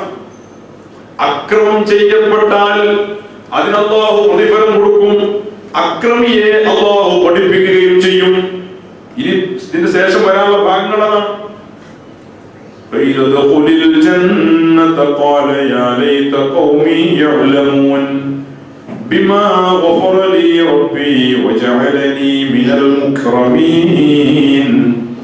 അല്ലാഹു എന്നെ ആദരിക്കപ്പെടുന്നവരിൽ പെടുത്തിയ വിവരം അവർ അറിഞ്ഞിരുന്നുവെങ്കിൽ എന്നൊക്കെ അദ്ദേഹത്തെ അല്ലാഹു സ്വർഗ്ഗത്തിൽ പ്രവേശിപ്പിച്ചു. ആലമുൽ ബർസഖിനെ കുറിച്ച് കൂടുതൽ ചർച്ച ഞാൻ ചെയ്യാതിരിക്കുന്നത് സമയദൈർഘ്യം കൊണ്ടാണ്. ഞാൻ ഇതൊന്നും നിങ്ങളെ നോക്ക്. വമാ അൻസൽനാ അലാ ഖൗമിഹി മിൻ ബഅദി. അല്ലാഹു സഹിച്ചില്ല ആ ജനത ചെയ്ത പ്രവൃത്തി. അദ്ദേഹം അപ്പോഴും ആ ജനങ്ങൾക്ക് വേണ്ടി അവരുടെ ഹിദായത്തിനെ ആഗ്രഹിച്ചെങ്കിലും അല്ലാഹു സുബ്ഹാനഹു വ തആല അവരോട് ക്ഷമിച്ചില്ല. അല്ലാഹു തആല എന്ത് ചെയ്തു? വമാ അൻസൽനാ, നമ്മൾ ഇറക്കിയില്ല, അലാ ഖൗമിഹി, ഹബീബുൻ നജ്ജാറിന്റെ ജനതയുടെ മേൽ, മിൻ ബഅദി, അദ്ദേഹത്തെ അവർ കൊലപ്പെടുത്തിയ ശേഷം, മിൻ ജുന്ദിൻ മിനസ് സമാ, ആകാശത്ത് നിന്ന് നാം സൈന്യങ്ങളെ ഇറക്കി കൊടുത്തില്ല. രണ്ടർത്ഥമുള്ളത്. അല്ലാഹുവിന്റെ ജുനൂദ് മലക്കുകളിൽപ്പെട്ട റിസാലത്തിന് വഹയുമായി വരുന്ന മലക്കുകൾ, മുർസലീങ്ങൾക്ക് വഹയ്യ എത്തിച്ചു കൊടുക്കുന്ന മലക്കുകൾ, അവരാണ് ജുന്ദ്. ഒന്നവരാണ് എന്ന് പറഞ്ഞാൽ അന്താക്കിയക്കാരിലേക്ക് പിന്നെ അല്ലാഹു ഒരു പ്രവാചകനെ അയച്ചില്ല. പിന്നെ രണ്ടാമത്തെ അർത്ഥം അല്ലാഹുവിന്റെ ജുനൂദിനെ ഇറക്കേണ്ടി വന്നില്ല, വലിയ ഒരു സൈന്യത്തെ ഇറക്കേണ്ടി വന്നില്ല. വമാ കുന്നാ മുൻസിലീൻ, നമ്മൾ ഇറക്കുകയുമില്ല. ഇത്തരം ഉൽമ ചെയ്യുന്ന ആളുകൾക്ക്, അക്രമം പ്രവർത്തിക്കുന്ന ആളുകൾക്ക് നാം അങ്ങനെ ഒരു സൈന്യത്തെ ഇറക്കി കൊടുക്കുകയുമില്ല. പിന്നെ അവർക്ക് ഇസാലത്തിന് പോകത്തൊന്നുമില്ല. ഉൽമ ചെയ്താൽ ദോഷമുള്ളവർക്കും ദോഷം അല്ലാഹു തആല കൊടുക്കും, ഉൽമ അല്ലാഹു കൊടുക്കില്ല. ഉമർ റളിയല്ലാഹു അൻഹു ദോഷം ചെയ്തിരുന്നു, ഉൽമ ചെയ്തിരുന്നില്ല. അബൂജഹൽ ഉൽമ ചെയ്തു, അല്ലാഹു തആല അബൂജഹലിനെ വെറുതെ വിട്ടതുമില്ല. അല്ലേ? റസൂലുള്ളാഹി തങ്ങളെ കല്ലെറിയാൻ നോക്കിയത് ഓർമ്മല്ലേ? ഉൽമ ചെയ്തു. വാലിമിനെ അല്ലാഹു വിടില്ല, അത് യവനാണെങ്കിലും ശരി, വാലിമിനെ അല്ലാഹു പഠിപ്പിക്കും. ഇൻ കാനത് ഇല്ലാ സ്വൈഹതൻ വാഹിദ, അതൊരൊറ്റ ശബ്ദമായിരുന്നു, ഒരു ഘോരമായ ശബ്ദം മാത്രമായിരുന്നു. ഫഇദാ ഹും ഖാമിദൂൻ, അവർ മുഴുവനും കടപുഴകി വീണു, പാടെ നശിച്ചുപോയി, ഒരാളും ബാക്കിയായില്ല. എന്തായിരുന്നു ചെയ്തത്? മഹാനായ മുഖറബുൽ അംലാഖ് ജിബ്രീൽ അലൈഹിസ്സലാം അന്താക്കിയയുടെ പ്രവേശന കവാടം പിടിച്ചൊരു കുലുക്കു കുലുക്കി. അതാണ് അന്താക്കിയക്കാരെ മുഴുവൻ തകർന്നു. ജിബ്രീൽ അലൈഹിസ്സലാം അന്താക്കിയയുടെ കവാടം പിടിച്ചു കുലുക്കി. അതോടുകൂടെ അന്താക്കിയ തകർന്നുപോയി, അവർ മുഴുവനും നശിച്ചുപോയി. ثم صاح بهم صيحة فأخذ بعضادتي باب بلدهم, രണ്ട് ചിറക് കൊണ്ട് ജിബ്രീൽ അവരുടെ രാജ്യത്തിന്റെ കവാടം പിടിച്ചു. ثم صاح بهم صيحة واحدة, ഒറ്റട്ടഹാസം, ഒരു ശബ്ദം. ആ ശബ്ദത്തോടു കൂടെ فإذا هم خامدون عن آخرهم, ഓക്കേ, തലങ്ങും വിലങ്ങും വീണുപോയി. ലം യബ്ഖ ഫീഹിം റൂഹ്, ഒരാളിലും റൂഹ് അവശേഷിച്ചില്ല. തതറദ്ദദു ഫീ ജസദ്, ഒന്ന് പടയല്ലേ, റൂഹിൽ പോവുകയും ചെയ്യാതെ ഇങ്ങനെ പടഞ്ഞു നിൽക്കുന്ന അവസ്ഥ പോലും ഉണ്ടായില്ല. ആ നാട് തന്നെ അല്ലാഹു തആല, നാട്ടുകാർ മുഴുവൻ അല്ലാഹു തആല നശിപ്പിച്ചു. പിന്നെ അവർക്കൊരു താക്കീത്, പിന്നെ അവർക്കൊരു അവസരം ഒന്നും കൊടുത്തില്ല. കാരണം എന്താ? അവർ ചെയ്തത് ളുൽമാണ്. ളുൽമ അല്ലാഹു തആല വെച്ച് കൊടുക്കുകയും ഇല്ല. അതാ ഇനി യാ ഹസ്റതൻ അലൽ ഇബാദി മാ യഅതീഹിം മിർ റസൂലിൻ ഇല്ലാ കാനൂ ബിഹി യസ്തഹ്സിഊൻ. ഈ സംഭവത്തെ ആധാരമാക്കി ആ ജനതയുടെ അവസ്ഥയെ അല്ലാഹു വിശദീകരിക്കുകയും അതോടൊപ്പം മുൻകാലത്ത് ഇതുപോലെ സംഭവിച്ച ചില സംഭവങ്ങളെ അല്ലാഹു സൂചിപ്പിക്കുകയും ചെയ്യുകയാണ്. ഇത് ആദ്യത്തെ സംഭവം മാത്രമല്ല, ളുൽമ ചെയ്ത ആളുകളെ അല്ലാഹു നശിപ്പിച്ചു കളയുക എന്നത് അല്ലാഹുവിന്റെ സുന്നത്താണ് എന്നാണ് ഇമാം റാസി തങ്ങൾ പറഞ്ഞത്. അത് അല്ലാഹുവിന്റെ ചര്യയാണ്. അത് അക്കാലത്ത് മാത്രമല്ല, അതിന് മുമ്പും സംഭവിച്ചിട്ടുണ്ട്. ഇന്നും ളുൽമ ചെയ്യുന്നവനെ അല്ലാഹു വിടില്ല. ബർമ്മക്കാര് എന്നും ബർമ്മക്കാര് എന്ന അവസ്ഥയിലാവുന്നുണ്ടാവും. ഒരിക്കലും അങ്ങനെയല്ല. സിറിയ ഒരിക്കലും ആ അവസ്ഥ തുടരില്ല. ആക്രമിക്കപ്പെടുന്ന ഒരു നാട്ടിലും ഒന്നും ചെയ്യാൻ ആർക്കും കഴിയില്ല. അക്രമികളെ അല്ലാഹു തആല ഉന്മൂലനം ചെയ്യുക തന്നെ ചെയ്യും. പിന്നെ അത് പെട്ടെന്നാവൂല, കാരണം ഇത് ദുനിയാവാണ്. ഇവരെ കൊല്ലാൻ അല്ലാഹു തആല, ഇവരെ മുഴുവൻ നശിപ്പിച്ചതുമാ തന്നെയാണ് അല്ലാഹു തആലയാണ്. എന്നാൽ ഇവരാൽ ആ മുർസലീങ്ങൾ കൊല ചെയ്യപ്പെടാനുള്ള ആരോഗ്യവും അവസരവും കൊടുത്തത് തന്നെയാണ് അല്ലാഹു സുബ്ഹാനഹു വ തആല. ഇവിടെ രണ്ട് കാര്യമാണ്: അക്രമികളായ ആളുകളെ നശിപ്പിക്കുകയും മുർസലീകളായ അല്ലാഹുവിന്റെ മുഅ്മിനീങ്ങളായ ആളുകൾക്ക് അല്ലാഹു രക്ഷപ്പെടുത്തലും. രണ്ടും ഇവിടെ സംഭവിക്കുക. അല്ലാഹു തആല ഒരു പ്രവൃത്തി കൊണ്ട് നമ്മൾ വീക്ഷിക്കുന്നിടത്താണ് ഇതിന്റെ കാര്യം. ഒന്ന് ശരിക്കും ഒന്ന് കണ്ണു തുറന്ന് ആലോചിച്ച് നോക്കി. എന്തായാലും രണ്ടു വിഭാഗവും നശിച്ചു അല്ലേ? മുർസലുകൾ അവർ കൊല്ലപ്പെട്ടു, ഈ ജനതയും അവരും നശിച്ചുപോയി. എന്നാൽ അത് അപ്പോ നശിച്ചില്ലെങ്കിലും കുറച്ച് കഴിഞ്ഞാലെങ്കിലും അത് നശിക്കേണ്ടവർ തന്നെയാണ്. എന്നാൽ മുർസലീങ്ങൾ കൊല്ലപ്പെട്ടതിലൂടെ അവർ അല്ലേ, അവർ രക്ഷപ്പെടുകയാണ്. മറ്റതോ അവർ അതോടുകൂടെ പരാജയപ്പെട്ടു പോവാണ്. ഇനി അവർക്ക് എക്കാലത്തും പരാജയം അല്ലാത്ത ഒന്നും അവർക്ക് ഇനി വരാൻ ഇല്ല. അള്ളാഹുവിന്റെ രണ്ട് വിഭാഗം അടിമകളെ അള്ളാഹു രണ്ട് രീതിയിൽ, ഒരു വിഭാഗം രക്ഷപ്പെടുന്നു, മറ്റൊരു വിഭാഗം ശിക്ഷിക്കും. അതാണ്, അത് ഇന്നും അങ്ങനെ തന്നെയാണ്. ഫൈസലിനെ കൊന്നാലും അല്ലെ, ഫൈസലിന്റെ കൊലപാതകം, ആ അക്രമികളുടെ ഇപ്പോഴത്തെ അവസ്ഥ എന്താ? നമ്മളെ പോലീസ് അവരെ രക്ഷപ്പെടുത്താൻ ശ്രമിച്ചിട്ട് കാര്യമില്ല.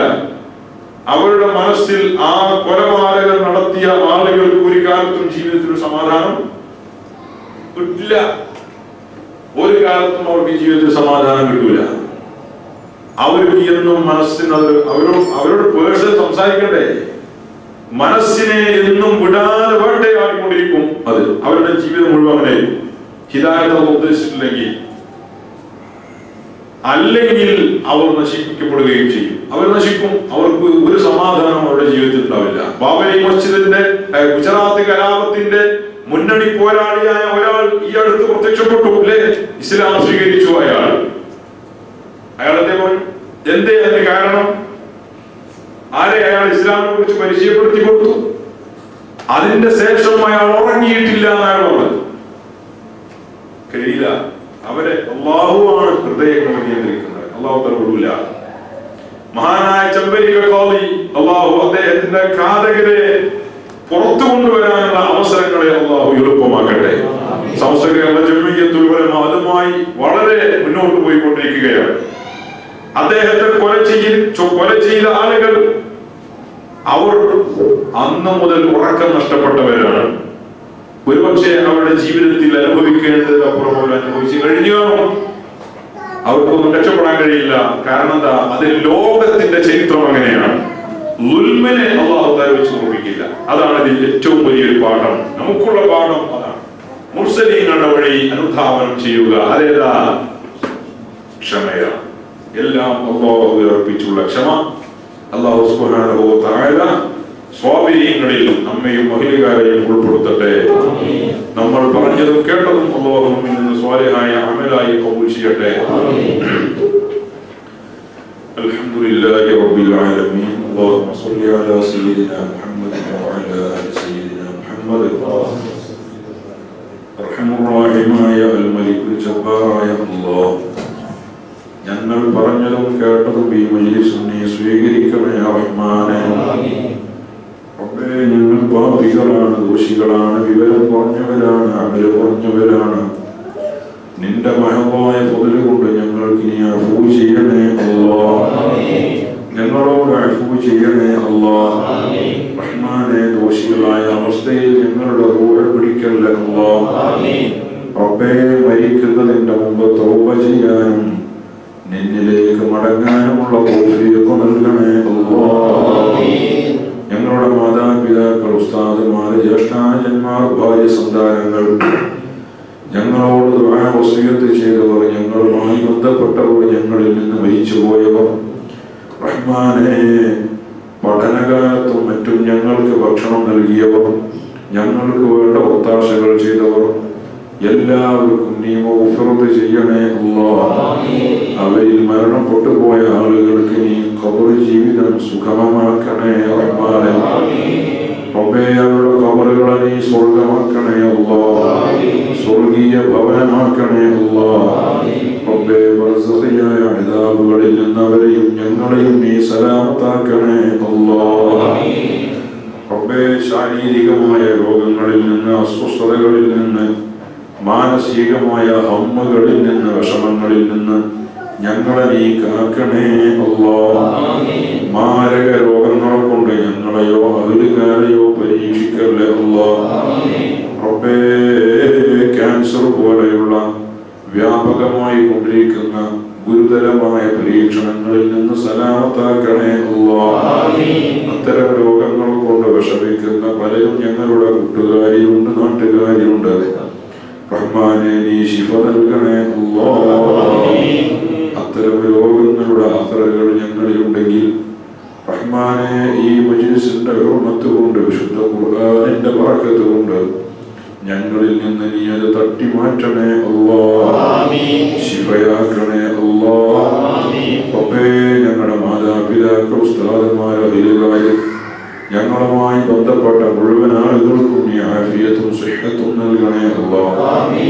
ഞങ്ങൾക്കും അവർക്കും നിന്റെ ത്വഅത്തിനായി ദീർഘായുസ്സും ആഫിയത്തും പ്രദാനം ചെയ്യണേ അല്ലാഹ്. റഹ്മാനെ, പെട്ടെന്നുള്ള മരണങ്ങളെ തൊട്ട് കാക്കണേ അല്ലാഹ്. അപകട മരണങ്ങളെ തൊട്ട് കാക്കണേ അല്ലാഹ്. റഹ്മാനെ, സൂഉൽ ഖാതിമത്തിനെ തൊട്ട് കാക്കണേ അല്ലാഹ്. ഹുസ്നുൽ ഖാതിമത്ത് കൊണ്ട് ഞങ്ങളെ നീ ആദരിക്കണേ അല്ലാഹ്. ഈമാനും തഖ്വയും വർദ്ധിപ്പിക്കണേ അല്ലാഹ്. റിയാഇനെ തൊട്ട്, സുമഅത്തിനെ തൊട്ട്, ഉജ്ബിനെ തൊട്ട് ഞങ്ങളുടെ ഖൽബുകളെ നീ കാക്കണേ അല്ലാഹ്. ചെയ്യുന്ന അമലുകളിൽ ഇഖ്ലാസ് നൽകണേ അല്ലാഹ്. റിയാഇനെ തൊട്ട് കാക്കണേ അല്ലാഹ്. റഹ്മാനെ, നാഫിയായ ഇൽമും ഈമാനും തഖ്വയും ഞങ്ങൾക്ക് വർദ്ധിപ്പിക്കണേ അല്ലാഹ്. ഉള്ള ഇൽമിൽ നീ ബറകത്ത് ചെയ്യണേ അല്ലാഹ്. റഹ്മാനെ, ഈ മജ്‌ലിസിൽ ഇരിക്കുന്ന ഓരോ സഹോദരന്മാരും സഹോദരിമാരും അവരുടെ മുറാദുകളെ നീ അറിയുന്നവരാണ്. ഹാസിലാക്കണേ അല്ലാഹ്. റബ്ബേ, രണ്ട് ലോകത്തും ഞങ്ങളുടെ വിജയത്തിനുള്ള സബബായി ഈ മജ്‌ലിസിനെ നീ സ്വീകരിക്കണേ അല്ലാഹ്. ഇവിടെ പങ്കെടുക്കുന്ന ഞങ്ങളുടെ ഓരോരുത്തരുടെയും ദുനിയയും ഉഖ്റവിയുമായ കാര്യങ്ങളെ നീ സഹലാക്കണേ അല്ലാഹ്. എല്ലാവിധ ദില്ലത്തിൽ നിന്നും എല്ലാ ഫളീഹത്തിൽ നിന്നും കാക്കണേ അല്ലാഹ്. റബ്ബേ, ഞങ്ങളുടെ മക്കളെ നീ സ്വാലിഹീങ്ങളാക്കണേ അല്ലാഹ്. ആലിമീങ്ങളാക്കണേ അല്ലാഹ്. സ്വാലിഹീങ്ങളായ ആലിമീങ്ങളായ മക്കളെ കൊണ്ട് ഞങ്ങളുടെ കണ്ണുകളെ നീ കുളിർമയാക്കണേ അല്ലാഹ്. റഹ്മാനെ, സാമ്പത്തികമായ ഞങ്ങളുടെ ബാധ്യതകളെ നീ തീർക്കണേ അല്ലാഹ്. കടത്തിന്റെ പേരിൽ ഞങ്ങളെ നീ ദില്ലത്തിലാക്കല്ലേ അല്ലാഹ്. ഫളീഹത്തിലാക്കല്ലേ അല്ലാഹ്. സാമ്പത്തികമായ ഇടപാടുകളുടെ പേരിൽ ദുനിയാവിലും ആഖിറത്തിലും ഞങ്ങളെ നീ ദില്ലത്തിലാക്കല്ലേ അല്ലാഹ്. കടങ്ങളെ വീട്ടാനുള്ള വഴികളെ ഞങ്ങൾക്ക് എളുപ്പമാക്കണേ അല്ലാഹ്.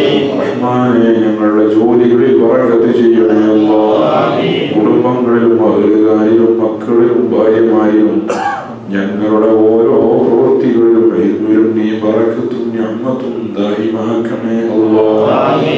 ഞങ്ങളുടെ സ്വഭാവ ദൂഷ്യം കൊണ്ടോ പ്രവൃത്തി ദൂഷ്യം കൊണ്ടോ നിന്റെ നിഅമത്തുകളെ എടുത്തു കളയല്ലേ അല്ലാഹ്. ഞങ്ങളിൽ നിന്ന് മരിച്ചുപോയ ആളുകൾക്ക് നീ മഗ്ഫിറത്ത് ചെയ്യണേ അല്ലാഹ്. അവരുടെ ഖബർ ജീവിതം നീ റാഹത്താക്കണേ അല്ലാഹ്. അവരുടെയും ഞങ്ങളുടെയും ഖബറുകളെ നീ സ്വർഗ്ഗമാക്കണേ അല്ലാഹ്. റബ്ബേ, മരണസമയത്ത് ഞങ്ങളുടെ സക്കറാത്തിനെ നീ സഹലാക്കണേ അല്ലാഹ്. വിഷമിച്ചുകൊണ്ടുള്ള, പ്രയാസപ്പെട്ടുകൊണ്ടുള്ള ദുർമരണങ്ങളെ തൊട്ട് കാക്കണേ അല്ലാഹ്. റഹ്മാനെ, ഞങ്ങളുടെ നാടുകളിലേക്ക് ഞങ്ങളുടെ ജനാസകൾ കയറ്റി അയക്കേണ്ടി വരുന്ന സാഹചര്യങ്ങളിൽ നിന്ന് കാക്കണേ അല്ലാഹ്. റഹ്മാനെ, ഞങ്ങളുടെ ജനാസ എടുക്കുമ്പോൾ റഹ്മത്തിന്റെ മലായികത്തിനെ കൊണ്ട് ഞങ്ങളുടെ ജനാസയെ അനുഗമിപ്പിക്കണേ അല്ലാഹ്. റഹ്മത്തിന്റെ മലായികത്തിന്റെ സാന്നിധ്യമുള്ള ജനാസകളിൽ ഞങ്ങളെ ഉൾപ്പെടുത്തണേ അല്ലാഹ്. ഖബറിനെ ഞങ്ങൾക്ക് വിശാലമാക്കണേ അല്ലാഹ്. ഹിസാബ് ഞങ്ങൾക്ക് എളുപ്പമാക്കണേ അല്ലാഹ്. കിതാബ് ഞങ്ങളുടെ വലത് കൈയിൽ നൽകണേ അല്ലാഹ്. ഹബീബായ മുത്തുനബിയോടൊന്നിച്ച് ജന്നാത്തുൽ ഫിർദൗസിൽ ഒരുമിച്ച് കൂടാൻ ഞങ്ങൾക്കും അതിലുകാർക്കും നിന്റെ മഹളായ ഫദ്ല് കൊണ്ട് തൗഫീഖ് നൽകണേ അല്ലാഹ്.